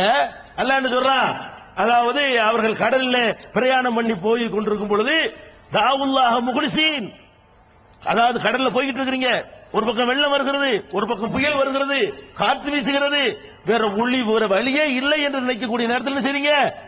அல்லாஹ் நீதான் காப்பாத்துன்னு சொல்றீங்களா? பலம்மா நஜ்ஜாஹும் இலல் பர்ரி, அவர்களை அல்லாஹ் கரை சேர்த்த பொழுது என்ன செய்றாங்க? அல்லாஹ் கூப்பிடாத போல போயிட்டு இருக்கிறான் அப்படின்னு சொல்றான். அல்லாஹ் காட்டுறான், அல்லாஹ் சொல்லி காட்டுறான். அப்ப மக்காவுடைய காபிரை பொறுத்த வரைக்கும் சாதாரண நிலத்துல தான் அல்லாஹ்வை தவிர மத்தவங்களை கூப்பிட்டான். நெருக்கடியான கட்டணத்துன்னு வாங்க, அந்த நேரத்தில் அல்லாஹ் மட்டும் தான் கூப்பிடுவான். அதுல என்ன விளங்கி வச்சிருந்தான்னா, இந்த ஆளுக்கெல்லாம் சின்ன சின்ன வேலையை தான் செய்வாங்க, பெரிய வேலை அவன் தான் செய்ய முடியும். அதுதான் தப்புன்னு எல்லாம் கண்டிக்கிறான். நீ என்ன பண்ற? பிரசவத்துக்கு அவன் யாமுங்கிற சின்ன விஷயத்துக்கு நீ சொல்லல. மக்காவுடைய காபிராவது சின்ன விஷயத்துக்கு தான் என்ன செஞ்சான்? அவுலியான்னு சொன்ன அவனே விளங்கி வச்சிருந்தான். இது குட்டி தெய்வம், பெரிய விஷயம் செய்யாது. நான் எட்டனா வேணுமா, சின்ன சின்ன விஷயங்கள் வேணுமா, அது ஓகே. பெரிய பயங்கரமான விஷயமா அல்லாஹ் நீ தான் கடல்ல மாட்டிக்கிட்டியா, அழிஞ்சு போற நினைச்சிட்டியா, பத்தி தீ எரியுதா, வீட்டுக்குள்ள வசமா மாட்டிக்கிட்டியா, வெளியே தப்பிக்க வழியே இல்லையா, யாருவானா? யாரு? அபுஜஹில், அபுஜஹில் வகைரா. அப்படி நல்லா குர்ஆன்ல சொல்றான். அல்லாஹ்வை தானே நீங்க அழைப்பீங்கிறான். இவன் என்ன பண்றான்? அந்த மாதிரி கட்டத்துலதான் அல்லாஹ் மறந்துட்டு ஆமையுங்கிறான். நீ எவ்வளவு கேடு கட்டவன், அவனை விட எவ்வளவு கேடு கட்ட வேலை செய்யற. இதையெல்லாம் ரசூலுல்லாஹ் சொல்லிக்க, யா அல்லாஹ் நான் எவ்வளவு அழகா சொல்லிட்டு போனேன், எவ்வளவு தெளிவா சொல்லிட்டு போனேன், என் காலில் விழக்கூடாதுன்னு சொன்னேன். சில நேரங்கள்ல சஹாபாக்கள் வந்து என்ன சொல்லுவாங்களா, ஒரு காரியம் நடந்துருச்சுன்னு வைங்க, ஒரு காரியம் நடந்துருச்சு, நடந்தவன் ரசூலுல்லாஹ் சொல்லிருப்பாங்க, நடந்துருச்சா, அல்லாஹ்வுடைய தூதரே நீங்களும் அல்லாஹ்வும் நினைச்சபடி நடந்து போச்சு, அல்ல அல்லாஹ்வும் நீங்கள் நினைச்சபடி நடந்துருச்சு அப்படிமாங்களாம். இதை கண்டிக்கிறாங்க ரசூல் ஸல்லல்லாஹு அலைஹி வஸல்லம். சொல்லாத, அல்லாஹ் நினைச்சபடி நடந்துச்சுதான் சொல்லணும். அல்லாஹ் நினைச்ச பிறகு நம்ம எல்லாம் நினைக்கிறோம், அதனால நானும் அல்லாஹ்வும் நினைச்சபடின்னு சொல்லிவிடாத. இப்படி எல்லாம் நான் எச்சரிச்சேன், அல்லாஹ் என்கிட்ட கேட்க சொல்லுவேன், என்கிட்டயே பிரார்த்தனை பண்ண சொல்லியிருப்பேன், செத்து போன ஆள்கிட்டயே போய் கையேந்து சொல்லியிருப்பேன் என்று பெருமானார் ஸல்லல்லாஹு அலைஹி வஸல்லம் அவர்கள் மறுமையில் அப்படி கை விரிக்கிற காட்சி என்ன கதியாகும் யோசித்து பாருங்கள். மஹ்ஷர் மைதானத்துல அப்பம் உதவ முடியாது, ஆட்டா உதவ முடியாது, கொண்டாட்டி உதவ முடியாது, புள்ள உதவ முடியாது, அந்த ஒரே ஒரு எஜமான் தான் உதவுவான், அவன் தான் முடிவான தீர்ப்பளிக்கக்கூடியவன். அந்த நேரத்தில் ரசூல் ஸல்லல்லாஹு அலைஹி வஸல்லம் அவர்களும் கைவிடுவார்கள், சிபாரிசு செய்வார்கள். கண்டிப்பா இவனுக்கு கிடையாது, சிபாரிசு உண்டு. யாருக்கு உண்டு? சின்ன சின்ன பாவங்கள் செய்தவர்களுக்கு சிபாரிசு உண்டுங்க. ரசூலுல்லாஹ் சிபாரிசை நாங்கள் மறுக்கவில்லை. ஒருத்தன் வந்து கோழி முட்டை வாங்கி இருக்கிறான், அவனுக்கு என்ன ரெக்கமெண்ட் பண்ணினாலும் அவனுக்கு பாஸ் மார்க் போடுவான். எந்த பள்ளிக்கூடத்திலாவது முதலமைச்சரை பண்ணா கூட கோழி முட்டைக்கு எப்படா போறேன்னு கேட்பான். நீ 34 மார்க் வாங்கிட்ட ஒன்னே ஒன்னு குறையுதுன்னா ரெக்கமெண்ட் பண்ணலாம். நாங்க 34 அடிச்சு முடிச்சு வந்துட்டாங்க, ஒரு ஒன்னு போட்டு விடுங்கன்னு கேட்கலாம். இவர் வாங்கினது கோழி முட்டை, இவருக்கு போய் பாஸ் மார்க் போடுவான எவனாச்சு? எந்த ரெக்கமெண்ட் போட்டாலும் நாளைக்கு மாட்டிக்கிற மாட்டான், முடியாது. அப்ப நீ கோழி முட்டை எடுத்துக்கிட்டு ரசூலுல்லாஹ் வந்து காப்பாத்தான் நினைக்கிற. நீ என்னைக்கு நீ சிறுக்கு பண்ணனியோ, அல்லாஹ்வுக்கு செய்யற வணக்கத்தை அடுத்த ஆளுக்கு செஞ்சியோ, உங்க எது என்ன? இத முதல் விளங்கிட்டால போதுங்க. ரசூல் ஸல்லல்லாஹு அலைஹி வஸல்லம் அவர்கள் கொண்டு வந்த மார்க்கத்துல ரொம்ப பெரிய குற்றமாக இது உங்களுக்கு சொல்லித் தரப்பட்டிருக்கிறது, அல்லாஹ்வுக்கு இணை கற்பித்தல். இணை கற்பித்தல் என்ன? அல்லாஹ்வுடைய இடத்துல ஒரு ஆளை கொண்டு வைக்கிறது, அல்லாஹ்ட்ட கேட்கறது ஒரு ஆள்கிட்ட கேட்கறது, அல்லாஹ்வுக்கு செய்யற வணக்கத்தை ஒரு ஆளுக்கு செய்யறது, இதானே இணை ஈக்குவல். இணைனா ஈக்குவல், அல்லாஹ்வுக்கு ஈக்குவலா கருதுறதுக்கு இதுதான் பெரிய பயங்கரமான குற்றம். இந்த குற்றத்தினுடைய விலை என்ன தெரியுமா? நல்லா விளங்கிருங்க. இது என்ன மேட்டர் தெரியுமா? அல்லாஹ்வை வைக்கிற இடத்திலே ஒரு மனுஷனையோ நாயையோ கழுதையோ மரத்தையோ மட்டையோ சூரியனையோ சந்திரனையோ எதையாவது நீ வைத்தால் அதனுடைய கதி என்ன தெரியுமா? லைன் அஷ்ரக்த லயஹபதன்ன அமலுக, நீ இணை கற்பித்து விட்டால் உன்னுடைய நல்லறங்கள் அழியும். அல்லாஹ் குர்ஆன்ல சொல்றான். நீ தொழுவுற, எத்தனை பள்ளிவாசல் தொழுறீங்க, தர்காவுக்கு போறீங்க, உடனே மைனஸ். தொழுதா ஒரு பிளஸ், அவுலியா வேண்ட மைனஸ் ஆயிரும். நீங்கள் அல்லாஹ்வுக்கு இணை கற்பித்தீர்களே ஆனால் நீங்க தொழுத தொழுகைக்கு நன்மை இல்லை, நோன்புக்கு நன்மை இல்லை, ஜக்காத்துக்கு நன்மை இல்லை, தான தர்மத்துக்கு நன்மை இல்லை, தஸ்பீஹுக்கு நன்மை இல்லை, zikருக்கு நன்மை இல்லை, என்ன செஞ்சாலும் சரி உன் அமல்கள் அத்தனையும் அழியும். குர்ஆன் வசனம், இது கதை இல்ல. லைன் அஷ்ரக்த லயஹபதன்ன அமலுக, நீ இணை கற்பித்தால் உன்னுடைய நல்லறங்கள் அழிந்து போய்விடும். அல்லாஹ் சொல்லி காட்டுறான். இன்னொரு இடத்துல அல்லாஹ் சொல்லி காட்டுகிறான், வலவ் அஷ்ரகு லஹபித அன்ஹும் மா கானூ யஅமலூன், அவர்கள் இணை கற்பிப்பார்களானால் அவர்கள் செய்த நல்லறங்கள் யாவும் அழிந்து போய்விடும். ஒரு நல்ல அமலும் நம்ம கணக்குல வராது. இணை கற்பிச்சிட்டீங்கன்னு சொன்னா ஒரு அமலும் கணக்கில் வராது. அவ்வளவு பெரிய மாபாதகம் இந்த தர்காக்கள். இறந்து போன மனுஷன் போய் கையேந்துவது, அவனை கும்பிடுவது, வழிபடுவது, பிரார்த்தனை செய்வது, நேர்ச்சை செய்வது, இதுகளெல்லாம் என்ன காரியம்? நீங்கள் கொஞ்சம் நஞ்சம் செய்றீங்களா நல்ல அமலு, அதெல்லாம் இல்லாம ஒண்ணுமே செய்யாதவர்களா போய் நிற்பீங்க. அப்படி போயிடக்கூடாது என்ற ஆதங்கலத்துல தான் அடிச்சாலும் கத்துறோம், உதைச்சாலும் கத்துறோம். 25 வருஷ காலமாக அவ்வளவு அடக்குமுறைகளுக்கு மத்தியிலையும் கத்துறோம், காசா வாங்குறோம், கூலியா பேசுறோம், 2000 ரூபாய் தந்தி மணி ஆர்டர் அனுப்பு பேச வரோம் சொல்றோம். வெறும் அடக்குமுறைகள் தான் சந்திச்சது. ஏன் சொல்றோம்?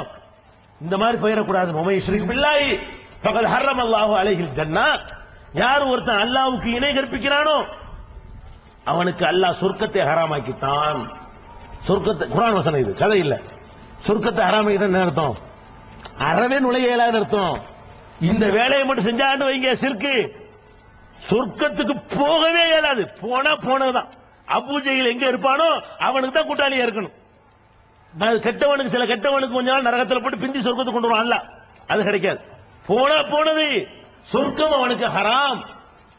இன்னொரு இடத்துல அல்லாஹ் சொல்கிறான், இன்னல்லாஹ லா யக்ஃபிரு அன் யுஷ்ரக பிஹி, தனக்கு இணை கற்பிக்கப்படுவதை எல்லாம் மன்னிக்கவே மாட்டான். நான் மன்னிக்க மாட்டேன். எனக்கு ஈக்குவலா யாரையாவது கருதினால் நான் மன்னிக்க மாட்டேன். வயகபுர் மாதூனு தாலிக்கிழமை இசா, இதை தவிர மற்ற பாவங்களை நான் நாடியவர்களுக்கு மன்னிப்பேன். இது அல்லாஹ் சொல்லக்கூடிய வாக்குறுதி.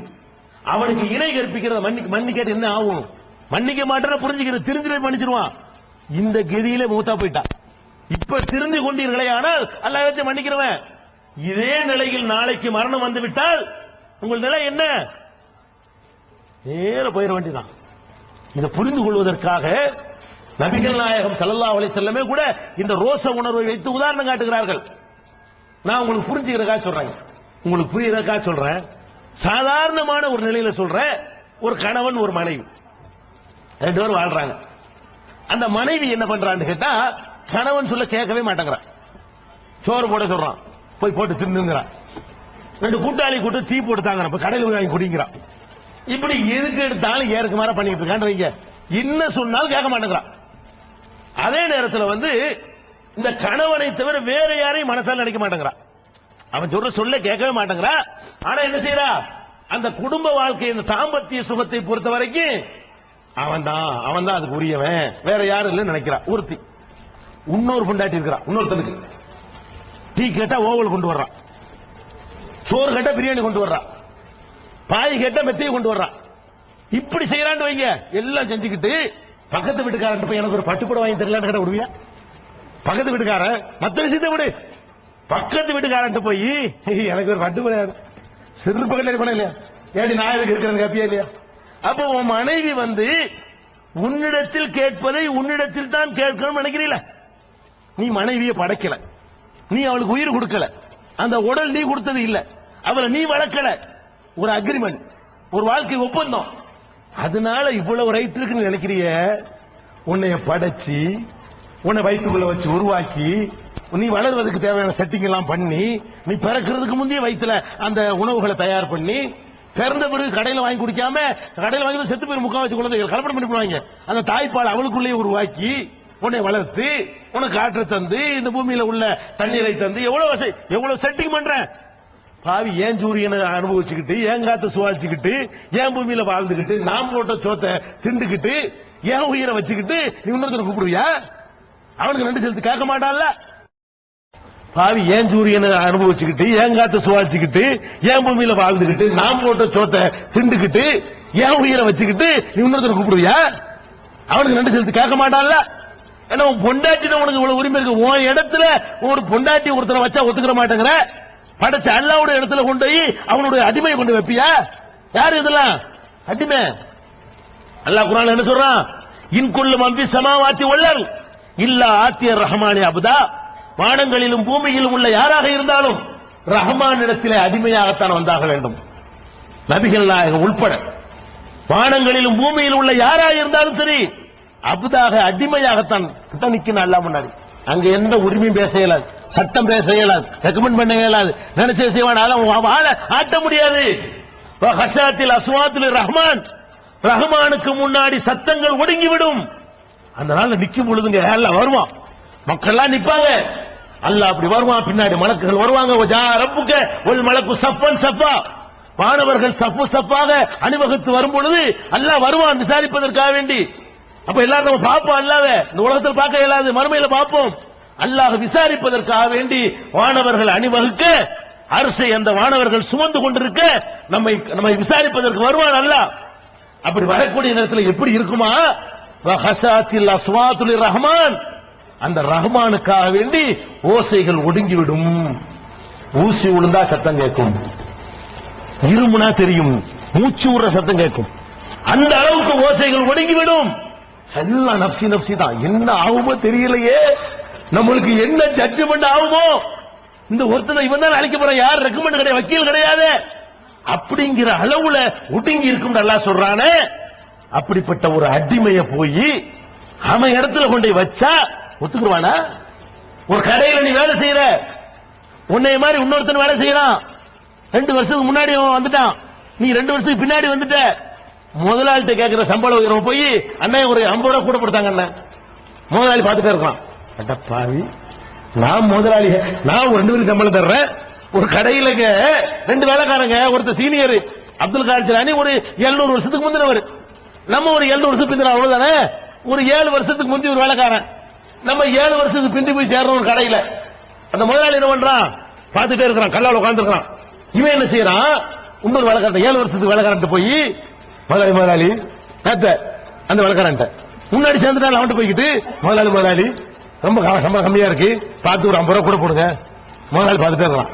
என்ன பண்ணுவான், ஏன் கடை நான் உனக்கு நான் சம்பளம் போடுறேன், என்கிட்ட கேட்கிற அவனு போய் முதலாளிங்கிறா.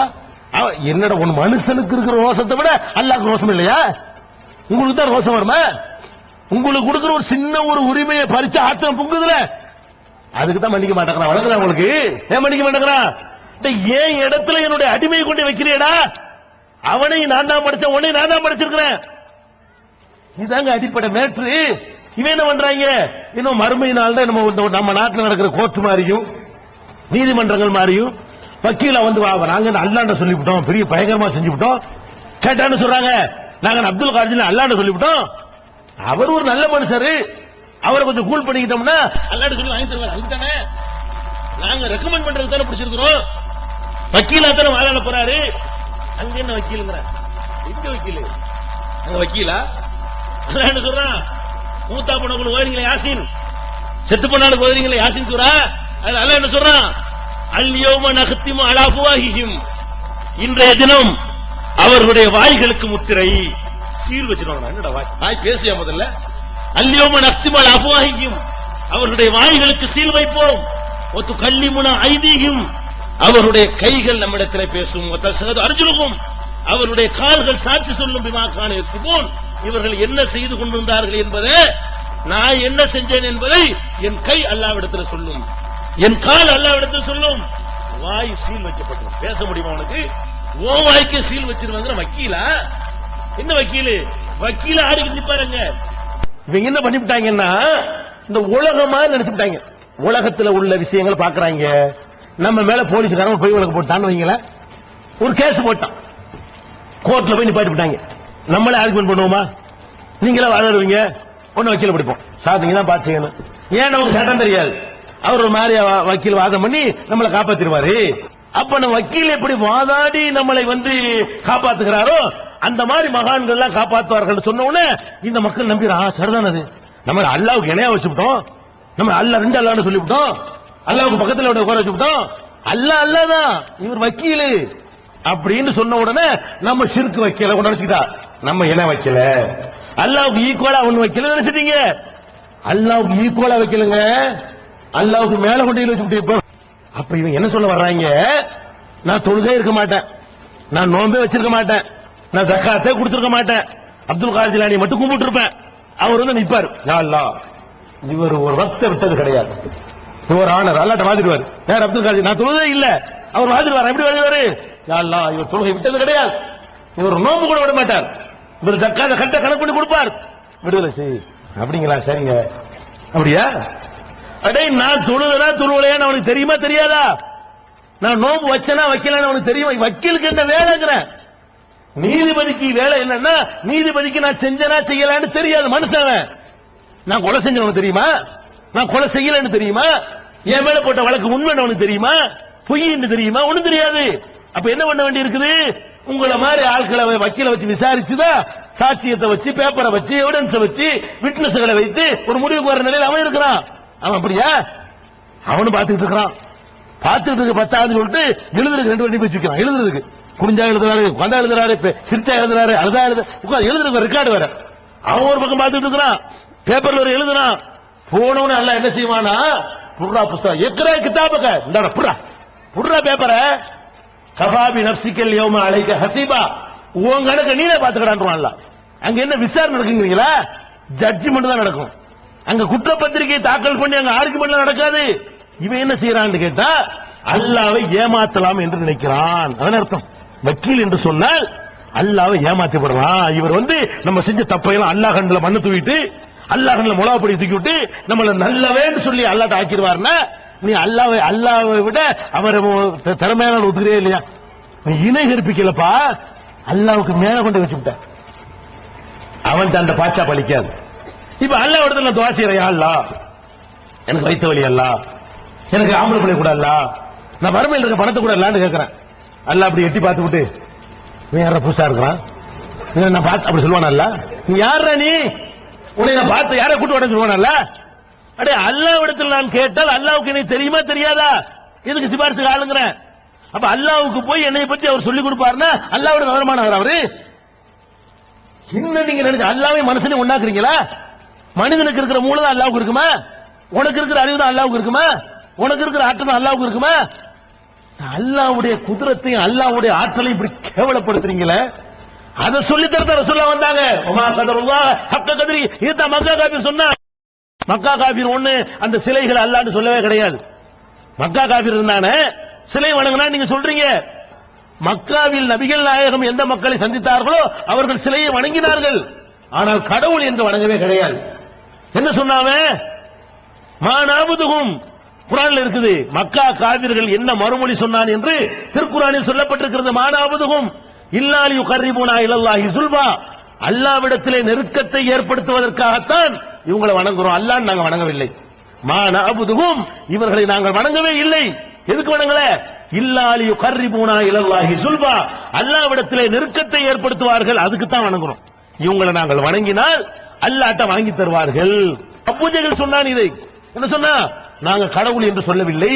இன்னும் சொல்லி காட்டுறான், ஹாவுலாய் சுஃபாவுனா இந்தல்லாஹ், இந்த பெரியார்கள் எல்லாம் எங்களுக்காக அல்லாஹ்விடத்திலே சுஃபாக்கள் சிபார் செய்வார்கள். சுஃபான ரெக்கமெண்ட் பண்ணுவார்கள், பரிந்துரை செய்வார்கள், அதுக்கு தான் வணங்கணும்னு சொல்றான். அதே நேரத்தில் மக்கா காபிர் சொன்னான், வானத்தை படைச்சது யார் அப்படின்னு கேட்டா அல்லாஹ்னு சொன்னான். பூமியை படைச்சது யார்? அபூஜஹல்ட்ட போய்ங்க, அபூஜஹல்ட்ட போய் வலையின் சால்தஹும் மன் ஹலக சமாவாத்தி வல்லர், வானங்களையும் பூமியையும் படைத்தவர் யார் என்று நபியே நீ கேட்டால் ல யகூலுன்னல்லாஹ், அல்லாஹ் தான் படைத்தான் என்று சொல்வார்கள். வலையின் சால்தஹும் மன் நஸல மினஸ் ஸமாயிமான் ஃபஅஹ்யா பிஹில் அர்ல மின் பஅதி மௌத்திஹா, இந்த வானத்திலிருந்து மழையை இறக்கியவன் யார், அதன் மூலம் தானியங்களை முளைப்பிக்குவன் யார் என்று கேட்டால் சயகூலுன்னல்லாஹ், அல்லாஹ் என்றவர்கள் சொல்வார்கள். வலையின் சால்தஹும் மன் ஹலகஹும், அவர்களை படைத்தது யார் என்று நீங்கள் கேட்டு பார்த்தால் ஹலகஹுன்னல் அஸீஸுல் அலீம், அனைத்தையும் அறிந்திருக்கிற அனைத்து ஆற்றலும் உள்ள அவன்தான் படைத்தான் என்று சொல்வார்கள். அப்ப மக்கா காபிர் கூட அல்லாஹ் தான் கடவுள் என்று ஒத்துக்கொண்டிருந்தான். கடவுள் நிலையில் யாரையும் வைக்கவில்லை. அவன் செஞ்ச ஒரே தப்பு என்ன?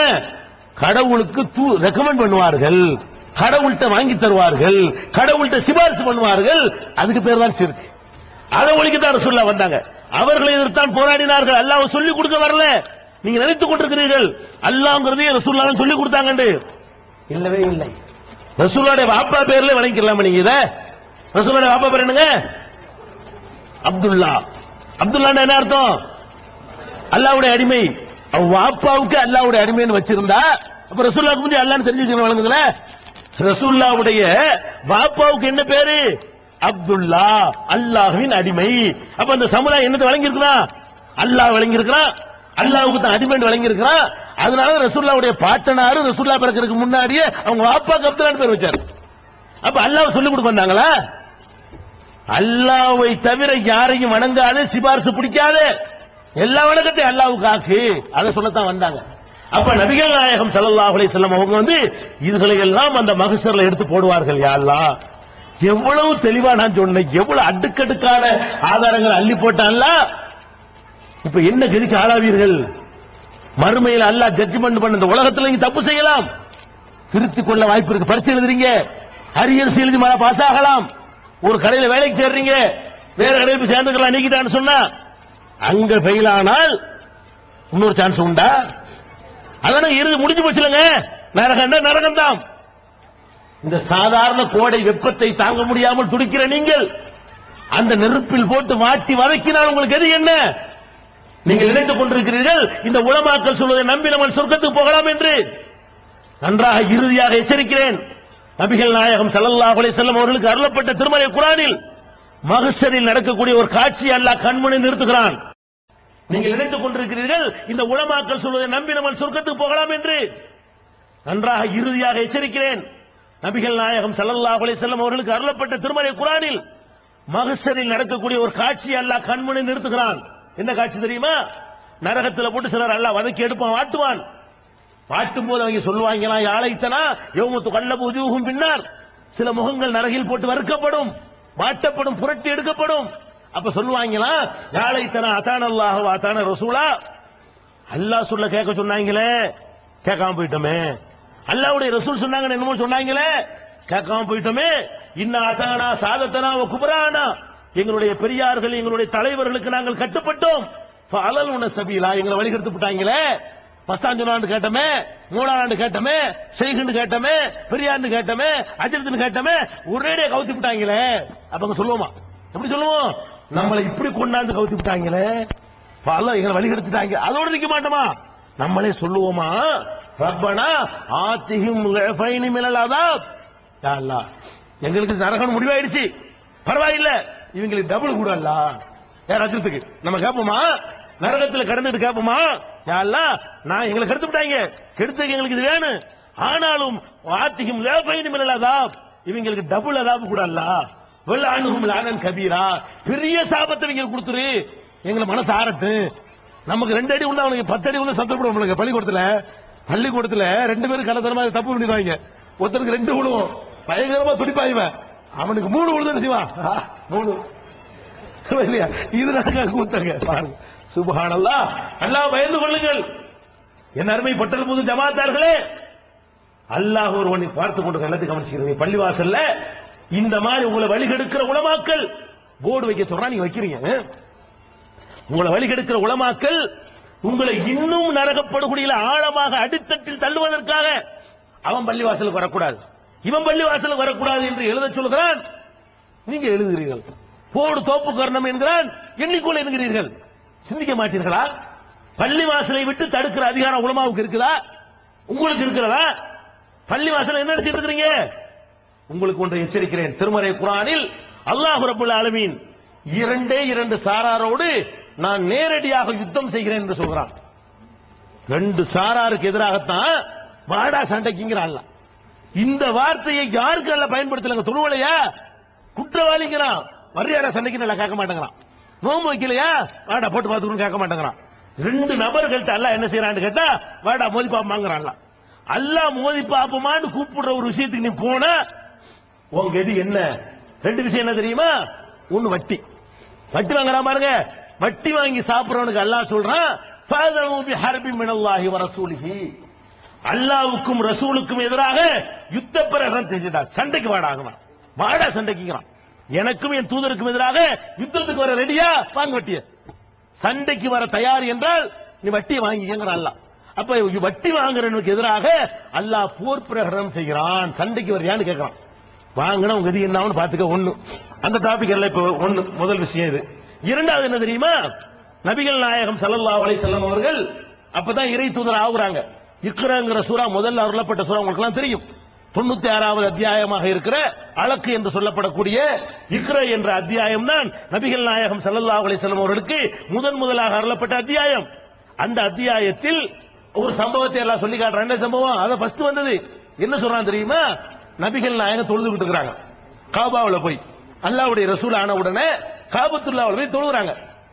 தொழுவும் போது தடுக்கிறாங்க. தொழும் என்ன செய்யறான்? தடுக்கிறான். சஜிதாவில் இருக்கிற நேரத்தில் ஒட்டகத்தோடைய குடல் இருக்குல்ல, அந்த சாணத்தோட கொண்டு வந்து அவங்களுடைய கழுத்துல வைக்கிறான். எழுந்திருக்க முடியாமல் நபிகள் நாயகம் அவர்கள் அதை ரொம்ப மூச்சு திணறி தடுமாறுகிறார்கள். கை கொட்டி சிரிக்கிறான் எல்லாரும். உடனே மகள் பாத்திமா கேள்விப்பட்டு, பயங்கரமான வீரப்பெண்மணி பாத்திமா ரலியல்லாஹு நேரடியாக களத்துக்கு வருவாங்க. யுத்தத்துக்குலாம் போயிருக்காங்க, காயம்பட்டவர்கள் மருத்துவம் செய்வாங்க. பாப்பாவுக்கு கொஞ்சம் கூட குறையாத ஆள் வீரத்துல வர்றாங்க, ஓடி வர்றாங்க. அப்படி கச்சையை கட்டி அப்படி தூக்கி அந்த குடலை பிரட்டி விட்டுட்டு தகப்பனார் தொடச்சு விட்டு கூட்டு போறாங்க. எல்லாம் கை கட்டி என்ன செய்யறான்?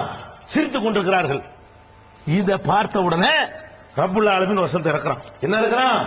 அரை தல்லதி என்னஹா அபுதன் இதா சல்லா, தொழுது கொண்டிருக்கிற ஒரு அடியாரை, அவ் அமரபி தக்வா, இறை எச்சத்தை பற்றி போதிக்கிற ஒரு அடியாரை என்னடா செஞ்சார்? அவரு தொழுகிறார். அல்லாஹ் பயப்படுகிறார். என்ன செஞ்சார் அவரு? அல்லாஹ் பயப்படு சொன்ன குற்றமா? இந்த அப்துல் கார் என்ன சொன்னாரு? அட அல்லாஹ் தொழுங்கடாண்டாரு, அல்லாஹ்வுக்கு பயப்படுறாரு. ரசூலுல்லாஹ் பத்தி அல்லாஹ் சொல்றான், அரை தல்லதி என்னஹா அபுதன் இதா சல்லா, தொழுது கொண்டிருக்கிற அடியாரை தடுக்கிறானே அவனை பார்த்தாயா? அவ் அமரபி தக்வா, அல்லாஹ்வுடைய அச்சத்தை பற்றி போதிக்கிறானே அந்த மனிதனை போய் தடுக்கிறானே அவனை பார்த்தாயா? அப்படின்னு கேட்டு அல்லாஹ் என்ன சொல்றான்னு கேட்டா, கல்லால இல்லம் என்தகி, இவன் விலகிக் கொள்ளவில்லையானால், அல்லாஹ்வுடைய ஆலயத்தில் அல்லாஹ்வை தொழுகிறவர் அடியான தடுக்கிறிய, நீ விலகிக் கொள்ளவில்லையானால் லனஸ்தாம் பின் நாசியா, உன் குடுமியை நான் பிடிப்பேன். அல்லாஹ் சொல்றான், உன் குடுமியை நான் பிடிப்பேன். நாசியத்தின் காதிபத்தின் ஹாத்தியா, பாவம் செய்து கொண்டிருக்கிற, குற்றம் செய்து கொண்டிருக்கிற உன்னுடைய குடுமியை நான் பிடிப்பேன்.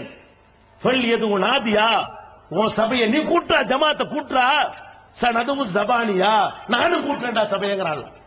எப்படி வார்த்தை பாத்தீங்களா முத்தவள்ளிகளே? இந்த உலமாக்கள் சொல்லை கேட்டு நரகத்தினுடைய படித்தட்டில் விழுந்து கொண்டிருக்கிற முத்தவள்ளிகளே, அல்லாஹ் யுத்தம், அல்லாஹ் பிடிக்கிறாங்கிறான். என்ன பிடிக்கிறாங்கிறான்? சொல் எது நாதியா, உன் சபையை நீ கூட்டு, சனதுவு ஜபானியா, ஜபானியால நரகத்தின் காவலர்கள், நரகத்தின் காவலர்கள் நான் கூட்டுற மாடாங்கிறான். நீ கூட்டுறா, முத்தவள்ளியை கூட்டுறா, ஜமாத்தை கூட்டு, ஊரு கூட்டு, நகராட்டி தண்டரை போடு, கூட்ட அப்படி போறீங்க. 13 ஐக்கிய ஜமாத்தை கூட்டு, 1300 ஜமாத்து நான் கூட்டு, நானும் கூட்டுறேன். எப்படி சவால் பாத்தீங்களா? வட்டி வாங்குறவனுக்கு எதிராக அல்லாஹ் செய்யற யுத்த பிரகடனத்தை அல்லாஹ்வுடைய பள்ளி வாசல், அல்லாஹ்வுடைய பள்ளி தான் சொந்த சொத்தாது. பள்ளி வாசலை பற்றி அல்லாஹ் குர்ஆன்ல என்ன சொல்றான்? வன்னல் மசாஜித லில்லாஹ், பள்ளி வாசல்கள் யாவும் அல்லாஹ்வுக்கு சொந்தம், உனக்கு சொந்தம் கிடையாது. நீ நிர்வகிக்கலாம். கரண்ட் பில் எவ்வளவு கட்டலாம்னு பார்க்கலாம், ஹவுல்ல தண்ணீர் இருக்கான்னு பார்க்கலாம், அழுக்கு இல்லாம சுத்தப்படுத்தி வைத்துக் கொள்ளலாம், கூட்டி பெருக்கி வைத்துக் கொள்ளலாம், மோதினாருக்கு சம்பளம் கொடுக்கலாம். எவன் வரணும் எவன் வரக்கூடாதுன்னு தீர்மானிக்க நீ யார்? என் வீடு ஒரு கூர்க்கா போட்டிருக்கிறேன், அந்த கூர்க்கா தான் நீ. என் வீட்டு கூர்க்காவை நான் கூட்டு போட்டிருக்கிறேன், யார் வேண்டாலும் வரலாம், போடு எழுதி வச்சுட்டேன். என் வீடு வர்றவர்களாம் வரலாம். நான் ஒரு நூலகத்தை திறந்திருக்கிறேன், யார் வேண்டாலும் படிக்கலான்னு போட்டு விட்டேன். அந்த நூலகர் என்ன பண்ணனு? வர்றவனுக்கு வசதி செஞ்சு கொடுக்கணும், அந்த சேர் உட்காருங்கன்னு, படிங்க, எந்த புத்தகம் வேணும்னு கேட்கணும். அதைத்தான் செய்யணுமே தவிர, டேய் நீ வரக்கூடாது, நீ வரணும், நீ வரக்கூடாது, நீ வரணும், அது யாரும் இருக்கா? அப்ப பள்ளிவாசல் அல்லாஹ்வுக்கு சொந்தம். திருமறை குர்ஆன்ல அல்லாஹ் சொல்லி காட்டுறான், வமன் அல்லமு மிம்மன் மனா மசாஜித் அல்லாஹி ஐ யுذكر ஃபீ ஹஸ்முஹு வ ஸஆ ஃபீ ஹராபிஹா உலாயிக மா கான லஹும் ஐ யதுகுலுஹா இல்லா ஹாயிபீன். குர்ஆன் வசனம். அர்த்தம் என்ன தெரியுமா? வமன் அல்லமு, மிகப்பெரிய அக்கிரமக்காரன் யார் இருக்க முடியும்? ஸ்டார்டிங் எப்படி வருதுங்க? அக்கிரமக்காரன்லயே பயங்கர பயங்கர பயங்கரமான அக்கிரமக்காரன் யார் தெரியுமா? மம்மனா மசாஜித் அல்லாஹி, அல்லாஹ்வுடைய மஸ்ஜிதுகளில் ஐ யுذكر ஃபீ ஹஸ்முஹு, அவன் பெயரை சொல்வதற்கு தடுக்கிறானே. அல்லாஹ்வுக்கு சொந்தமான பள்ளிவாசல்ல அல்லாஹ்வுடைய பெயரை சொல்வதற்கு தடுக்கிறானே, அவனை விட அநியாயக்காரன் யார்? அநியாயக்காரன்லயே மிக மிக பெரிய அநியாயக்காரன் என்று யாரை பற்றி அல்லாஹ் சொல்கிறானோ, அந்த அநியாயக்காரர்களாக உங்களை ஆக்குகிற உலமாக்களையா நம்புகிறீர்கள்? இவர்கள் சொல்லை கேட்டு அல்லாஹ்வுக்கு முன்னாடி மிகப்பெரிய அநியாயக்காரர் நிக்க போகிறீர்களா? இன்னும் சொல்கிறேன், நீங்கள் இந்த போர்டுகளை அப்புறப்படுத்தாவிட்டால் மறுமையில் மாத்திரமல்ல, நினைச்சுக்கிட்டு இருக்கிறாங்க. என்ன செய்றாங்க தெரியுமா? நம்மளும் எத்தனை வருஷம் ஆச்சு போர்டு போட்டு? நீங்க போட்டு 4 வருஷம் இருக்குமா? நம்மளும் நேத்தா போர்டு போட்டோம். 4 வருஷம் நல்ல தானே இருக்கிறோம் நினைக்கிறா? நம்ம போர்டு போட்டு அல்ல குடும்பியை பிடிக்க எங்க பிடிச்சா? 4 வருஷம் போட்டோம்ல, போர்டு போட்டு 4 வருஷம் ஆச்சு. வெற்றிகரமான 5வது வருஷம், வெற்றிகரமான 6வது வருஷம். நான் தொழில தான் இருக்கிறேன், என் வியாபாரம் நல்லா இருக்குது, என் தொழில் நல்லா இருக்கு, என்னோட ஆயிடுச்சு அப்படின்னு நினைக்கிறீங்களா? அதுக்கும் பதில் இருக்கு. நபிகள் நாயகம் ஸல்லல்லாஹு அலைஹி வஸல்லம் வந்து ஒட்டக குடலை போட்டு தடுத்தானே, அப்ப ரசூலுல்லாஹ் அல்லாஹ்ட்ட என்ன செஞ்சாங்க தெரியுமா? அல்லாஹும்ம அலைக பி குரைஷ், யா அல்லாஹ் இந்த குரைஷியரை நீ பார்த்துக்கொள். அல்லாஹும்ம அலைக பி அபீ ஜஹல், யா அல்லாஹ் அபூ ஜஹலை நீ பார்த்துக்க. அல்லாஹும்ம அலைக பி உத்பா, இந்த உத்பாங்கிறவன் நீ யாரெல்லாம் ரெண்டு கேலி பண்ணி சிரித்தார்களோ அவ்வளவு பேரையும் சொல்லி நீ பார்த்துக்க நீ பார்த்துக்கன்னு சொன்னாங்க அல்லாஹ்வுடைய தூதர். சொன்ன பிறகு 1 வருஷம் ஆச்சு, அவங்க இதான் ஓங்குது. 2 வருஷம் ஆச்சு, அவங்க இதான் ஓங்குது. 3 வருஷம் ஆச்சு, அவங்க இதான் ஓங்குது. 4 வருஷம் ஆச்சு, அவங்க இதான் ஓங்குது. ஊரு விட்டு ஓடுறாங்க, கொல்லப்படுறாங்க, ரெட்டடிக்கப்படுறாங்க, வாழவே முடியல. ரசூலை கொல்ல வர்றாங்க, ரசூலை பயந்துட்டு ஓடுறாரு. 13 வருஷம் அப்படி போட்டாங்க வெறியாட்டம். ரசூலாங்க நான் பிடிக்கவே நல்லா சொன்னா பிடிக்க காணா. 1 வருஷம் ஆச்சு பிடிக்கல, 2 வருஷம் ஆச்சு பிடிக்கல, 3 வருஷம் ஆச்சு பிடிக்கல, 4 வருஷம் ஆச்சு பிடிக்கல. ஆரம்பத்தில் இறங்கின வசனம் இது. 13 ஆண்டுகள் பிடிக்கல. 13 ஆண்டுகளுக்கு பிறகு ரசூலுல்லாஹ் மக்காவுக்கு போன பிறகு பத்ர் யுத்தம் வருது. வர்றாங்க கரெக்டா, அந்த செஞ்சவன் பூரா வர்றான். எவனெல்லாம் தடுத்தானோ, ஒட்டகோட்ல வச்சானோ, கேலி கட்டி கை கொட்டி சிரிச்சானோ எல்லா பேரும் வர்றான். ஆரம்ப கால முஸ்லீம்ல ஒரு ஆள் இப்னு மசூத், மக்காவுல இருந்து ஸ்டார்டிங்ல இஸ்லாத்தை தழுவியவர், இந்த துஆ செய்யற கண்ணால பார்த்தவர். அவர் சொல்லுகிறார், அந்த பத்ர் போர்க்களத்திலே எவனெல்லாம் ரசூல் ஸல்லல்லாஹு அலைஹி வஸல்லம் அவர்களை ஒட்டக குடலை வைத்துவிட்டு கைகொட்டி சிரித்தார்களோ அவ்வளவு பேருமே வேறற்ற மரங்களாக வெட்டி வீழ்த்தப்பட்டதை என் கண்களால் கண்டேன். அதான்டா அல்லாஹ். இன்னைக்கு செஞ்சு நினைக்கிறியா? அல்லாஹ்வுடைய வேலை என்ன? விட்டு பிடிப்பான். உன்னை மாதிரி அழகா பழமொழி சொன்னார், செய்வல சொன்னார, அரசு அன்று கொள்ளும், தெய்வம் நின்று கொள்ளும். இது இஸ்லாத்துக்கு உகந்த பழமொழி. எதனால சொல்லிக்கிறோம்? அரசன் தான் அன்னைக்கு போய் தண்டிப்பான். அவன் என்ன செய்யறான்? எவ்வளவு அக்கறம், 63 வருஷம் பாக்குறான், உன்னைய 70 வருஷம் பாக்குறான்ல, 100 வயசு கொடுத்து பாக்குறான்ல, அதான் அல்லாஹ். அல்லவே இல்லம்மா தின்னுடாங்க அல்ல, இவன் அல்ல இல்லங்கிறான். இந்த தின்னு சோத்து தின்னு, இந்த பிரியாணி கொடுக்குறான், நெல்லு கொடுக்குறான்ல, இங்க வச்சு நல்ல அந்த குர்பானி கடை கொடுக்க வைக்கும்ல, நல்ல கொடுக்க. அது இன்னைக்கு அதான் குர்பானி கடை தான். வாங்க குர்பானி கடை எதில் ஆக போறீங்க? அல்லாஹ்வுடைய ஸ்டைல அதான். மீன் பிடிக்கிற மாதிரி தான், விட்டு பிடிக்கிற அல்லாஹ்வுடைய வேலை. தூண்டிய போடுறோம், மீன் வந்து என்ன செய்ய, அந்த மண்புழுவையோ சின்ன மீனையோ மாட்டின உடனே வேகமா வந்து கடிப்பாக. கடிச்ச உடனே என்ன செய்ய, தூண்டி போடுறவன் உடனே வெட்ட மாட்டான். வெட்ட மாட்டாத என்ன செய்வான்? இன்னும் கொஞ்சம் விடுவான். இந்த மிதப்பு கட்டை, ஒண்ணு மிதப்பு கட்டை போட்டிருப்பான், அந்த மிதப்பு கட்டை உள்ள போவோம், இன்னும் கொஞ்சம் விடுவான், இன்னும் கொஞ்சம் உள்ள விடுவான். அவங்க நினைக்குவாங்க வசமா மாட்டிக்கிருச்சு சொல்லி அந்த மீன் இழுத்துட்டே போகும். இவன் விட்டுக்கிட்டே இருப்பான். எதுக்கு? இது முழுங்கி முழுங்கி இங்க வரணும், இங்கனுக்குள்ள இருக்க மீன் தான் வராது, வாய் தான் பிச்சுக்கிட்டு வரும். முழுசா வெட்டணுமா இல்லையா? அவன் கரெக்டா விட்டுட்டே இருப்பான். ஒரு வெட்டு வெட்டுவான் பாருங்க, அதான் அல்லாஹ். அல்லாஹ் செய்றான், சனஸ்தத்ரிஜுஹும் மின் ஹைஸு லா யஅலமூன். இவர்கள் அறியாத விதத்திலே விட்டு விட்டு பிடிப்பான்டானா. நம்ம ஸ்டைல் என்ன தெரியுமா? உடனே அடிக்க மாட்டேன். அநியாயம் பண்றியா, இன்னும் 2 சேர்த்து பண்ண சொல்லுவேன், இன்னொரு 4 பண்ண சொல்லுவேன், உன்னை நல்லா அப்படி மேல வைக்குவேன், இன்னொரு படி இன்னொரு படி மேல ஏறி தள்ளது மண்டை உடையி. முதப்பள்ள தள்ளி விட்ட மண்டை உடையாதுலங்க. முதப்பள்ள ஏறும்போது தள்ளி விட்டா நீ வந்து தெரிக்க மாட்ட. நான் என்ன கொண்டு வந்து தெரியுமா? 2வது படியில ஏறி, 3வது படியில ஏறி, 4வது படியில ஏறி, நீ மேல போற 5வது படியில ஏறி மொத்த மாடி வந்த ஒரே தள்ளு. உன்ன ஆவல நினைக்கிறியா? 4 வருஷம் தான் ஆகுது வரும். இன்றையோட போட அப்புறப்படுத்தல நாங்க விட்டுறோம். இப்ப துவா செஞ்சிருமா அல்லாஹ்விட்ட, யா அல்லாஹ் இவர்களை நீ பார்த்துக்கொள், முடிஞ்சு போச்சு. அவ்வளவு. ரசூலுல்லாஹ் செஞ்ச துவாவை அல்லாஹ் முன்னாடி சாட்சி. அல்லாஹ்வுடைய அவனுக்கு சொந்தமான ஆலயத்துல நீ சொந்தக்காரனா? இந்த போர்டுகளை அப்புறப்படுத்துங்கள். இந்த உலமாக்கள் உங்களை நரகத்துக்கு இழுத்து செல்கிறார்கள். இன்னொன்றையும் சொல்கிறேன், அல்லாஹ் சொல்றான், சனஸ்தத்ரிஜுஹும் மின் ஹைஸு லா யஅலமூன். இவர்கள் அறியாத விதத்திலே விட்டு விட்டு பிடிப்பான்டானா. நம்ம ஸ்டைல் என்ன தெரியுமா? உடனே அடிக்க மாட்டேன். அநியாயம் பண்றியா, இன்னும் 2 சேர்த்து பண்ண சொல்லுவேன், இன்னொரு 4 பண்ண சொல்லுவேன், உன்னை நல்லா அப்படி மேல வைக்குவேன், இன்னொரு படி இன்னொரு படி மேல ஏறி தள்ளது மண்டை உடையி. முதப்பள்ள தள்ளி விட்ட மண்டை உடையாதுலங்க. முதப்பள்ள ஏறும்போது தள்ளி விட்டா நீ வந்து தெரிக்க மாட்ட. நான் என்ன கொண்டு வந்து தெரியுமா?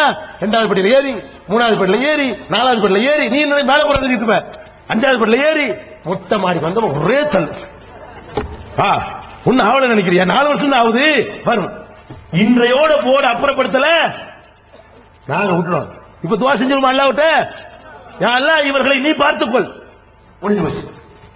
அவ்வளவு. ரசூலுல்லாஹ் செஞ்ச துவாவை அல்லாஹ் முன்னாடி சாட்சி. அல்லாஹ்வுடைய அவனுக்கு சொந்தமான ஆலயத்துல நீ சொந்தக்காரனா? இந்த போர்டுகளை அப்புறப்படுத்துங்கள். இந்த உலமாக்கள் உங்களை நரகத்துக்கு இழுத்து செல்கிறார்கள். இன்னொன்றையும் சொல்கிறேன், நம்ம வாழுகிற நாட்டின் சட்டப்படி இது போன்ற இது புதுசு, தமிழ் புட்டல் புதிருக்கு புதுசாக இருக்கலாம். வட இந்தியாவிலே, பீகாரிலே, உத்தரப்பிரதேசத்திலே, இன்னும் பல பஞ்சாபிலே, பாகிஸ்தானா இருக்குது, அந்த பஞ்சாபில் எல்லாம் 50 ஆண்டுகளுக்கு முன்னாடியே இந்த யுத்தம் ஆரம்பித்து விட்டது. கபரை உடைக்கிற யுத்தம், சமாதிகளை இடிக்கிற யுத்தம், கத்தம்பாத்திகளை ஒழிக்கிற யுத்தம், மதுகபுகளை ஒழித்து கட்டுகிற யுத்தம் அன்னைக்கு ஆரம்பிச்சிருச்சு. பள்ளிவாசலுக்கு வரக்கூடாது, அப்பவும் தடுத்தார்கள். 50 ஆண்டுகளுக்கு முன்னால், 40 ஆண்டுகளுக்கு முன்னால் இது பற்றிய வழக்குகள் பல அலகாபாத்ல உயர் நீதிமன்றம் வரைக்கும் நடந்து அந்த நீதிமன்றங்கள் தீர்ப்பளித்திருக்கின்றன. இஸ்லாமிய சட்டப்படி பள்ளிவாசல்ல எந்த முஸ்லிமையும் தடுக்க முடியாது. அவன் எந்த பிரிவை சேர்ந்தவனாக இருந்தாலும் சரி, அவனை தடுப்பதற்கு எந்த பள்ளியிலும் அதிகாரம் இல்லை.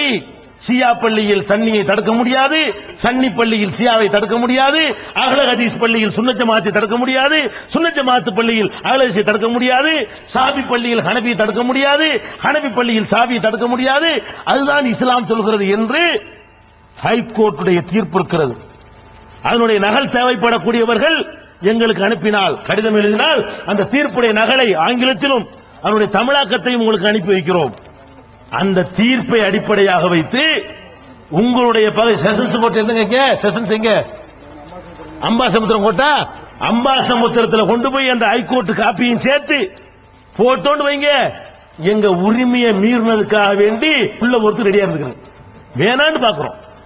இந்தியாவுடைய சட்டப்படி கூட நீங்கள் தடுப்பது குற்றம். நம்ம மதத்தில் கோர்ட்டுக்கு போகும்போது என்ன பண்ணிட்டான்னா, இஸ்லாத்தை தடுக்க முடியாது, பள்ளிவாசல யார் வேணாலும் வரலாம், யாரையும் தடுக்கிறதுக்கு எந்த அதிகாரமும் யாரும் கிடையாது என்று ஒரு ஹைகோர்ட்டில், ஒரு மாநில ஹைகோர்ட்டில் தீர்ப்பளிக்கப்பட்டால் அதுதான் ஒரு செஷன்ஸ்லையும் தீர்ப்பளிக்க வேண்டும். ஹைகோர்ட் தீர்ப்பு என்பது சட்டத்தினுடைய அங்கீகாரம். சட்ட புஸ்தகத்தில் எழுதியிருந்தால் என்ன அந்தஸ்தோ அதே அந்தஸ்து ஹைகோர்ட்டுடைய தீர்ப்புகளுக்கு இருக்கிறது.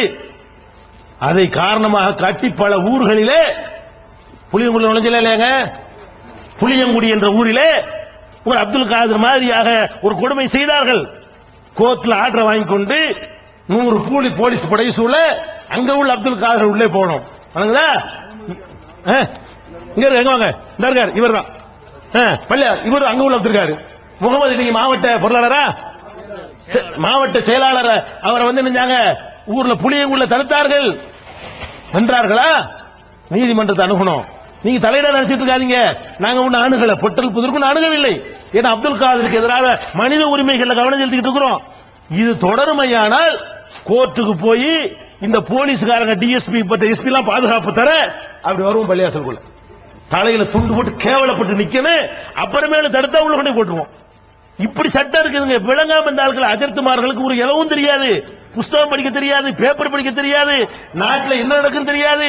பேப்பர் படிக்கிற பாவன் இந்த ஆளுக்கு சொல்ல கேட்டுக்கிட்டு இவங்க துன்யாவும் ரெண்டு ஹசரத் துன்யா உள்ள ஆகிறான். துன்யாவும் நஷ்டம், ஆகிரத்து நஷ்டம். இந்த விளையாட்டுக்கு நடக்க தடுக்கிற விளையாட்டு இருந்தால் இன்றோடு நிறுத்திக் கொள்ளுங்கள், ஊரை விட்டு ஒதுக்குற விளையாட்டு இருந்தால் இன்றோடு உங்களை மாற்றிக் கொள்ளுங்கள் என்ற எச்சரிக்கையை சொல்லி இது மாதிரியான போக்குகளில் இருந்து நம்ம அல்லாஹ் ரப்பல் ஆலமீன் அவனுக்கு முன்னால் நம்ம நிக்க போறோம், மறுமையில வெற்றி பெறணும், இந்த உலகத்தினுடைய நோக்கம் நம்ம குறிக்கோள் இல்ல. இதுக்கு தான் நான் கத்துறோம். இங்க உள்ள முத்தவழிகளை கேவலப்படுத்துறதுக்கோ உங்களை திட்டுறதுக்கு உங்களுக்கு என்ன பகையா? நாங்க இந்த கத்தம் பாத்தியா வரும் லாபம் தான், நாங்க எதுக்குங்க வழங்குறோம்? இந்த கத்தம் பாத்தி எங்களுக்கு ஓத தெரியாதா? அப்துல் ரஹ்மான் பிரதோசி மாதிரி மௌலூத் தெரியுமா உங்க அஜரத்துக்கு? இந்த இருக்கார் அப்துல் ரஹ்மான் பிரதோசி, இவர் மாதிரி உங்க அஜரத்தை ஓசல் பார்ப்போம். அப்படி ஓத தெரியும். முஸ்லிம் அல்லாத மக்களுக்கு ஏமாத்து வைத்து போல செஞ்சு வச்சிருக்காங்க. இதை நம்பிக்கிட்டு போய் நம்ம இஸ்லாம் நினைச்சுக்கிட்டு நீங்க போய் ஏமாந்து போயிடாது. எல்லாம் காணிக்கையெல்லாம் ஓடிக்கிட்டு இருக்கிறது. ஏர்வாடுல இருந்து எரிஞ்சு போனிச்சுப்பாங்க கறிக்கோட்டைகளா குழந்தைகள். அது ஒண்ணு போதும் நீங்க புரிஞ்சுக்கிறதுக்கு. அந்த மனநோயாளியை கூட ஏர்வாடு இப்ராஹிம் காப்பாற்ற முடியல. இதெல்லாம் இந்து பிள்ளைகள் தான் ஜாஸ்தி. அதுல இந்த ஏர்வாடுல கட்டி வச்சாங்கல்ல மனநோயாளிகள். அதனால இந்து மக்களும் இதுல இருந்து விடுபட வேண்டும். கௌரவம் பார்க்காமல், அல்லாஹ்வுக்கு பயந்து இத்தனை வருஷமா இருந்துருச்சே அப்படி எல்லாம் பார்க்காமல் நீங்க உங்களை திருத்திக் கொள்ளுங்கள். நாங்கள் மறுமையுடைய அச்சத்தை ஊட்டுவதற்கு தான் இதை சொல்கிறோமே தவிர உங்களை பழிவாங்குவதற்கு இல்லை. நீங்கள் இப்போது தெரிந்து கொண்டீர்களே ஆனால் நீங்கள் எங்களுடைய உடன் பிறந்த சகோதரர்களாக கருதப்படுவீர்கள் என்று கூறி என்னுடைய உரையை நிறைவு செய்கிறேன். வாஹிர் தவானா அல்ஹம்துலில்லாஹி ரப்பில் ஆலமீன்.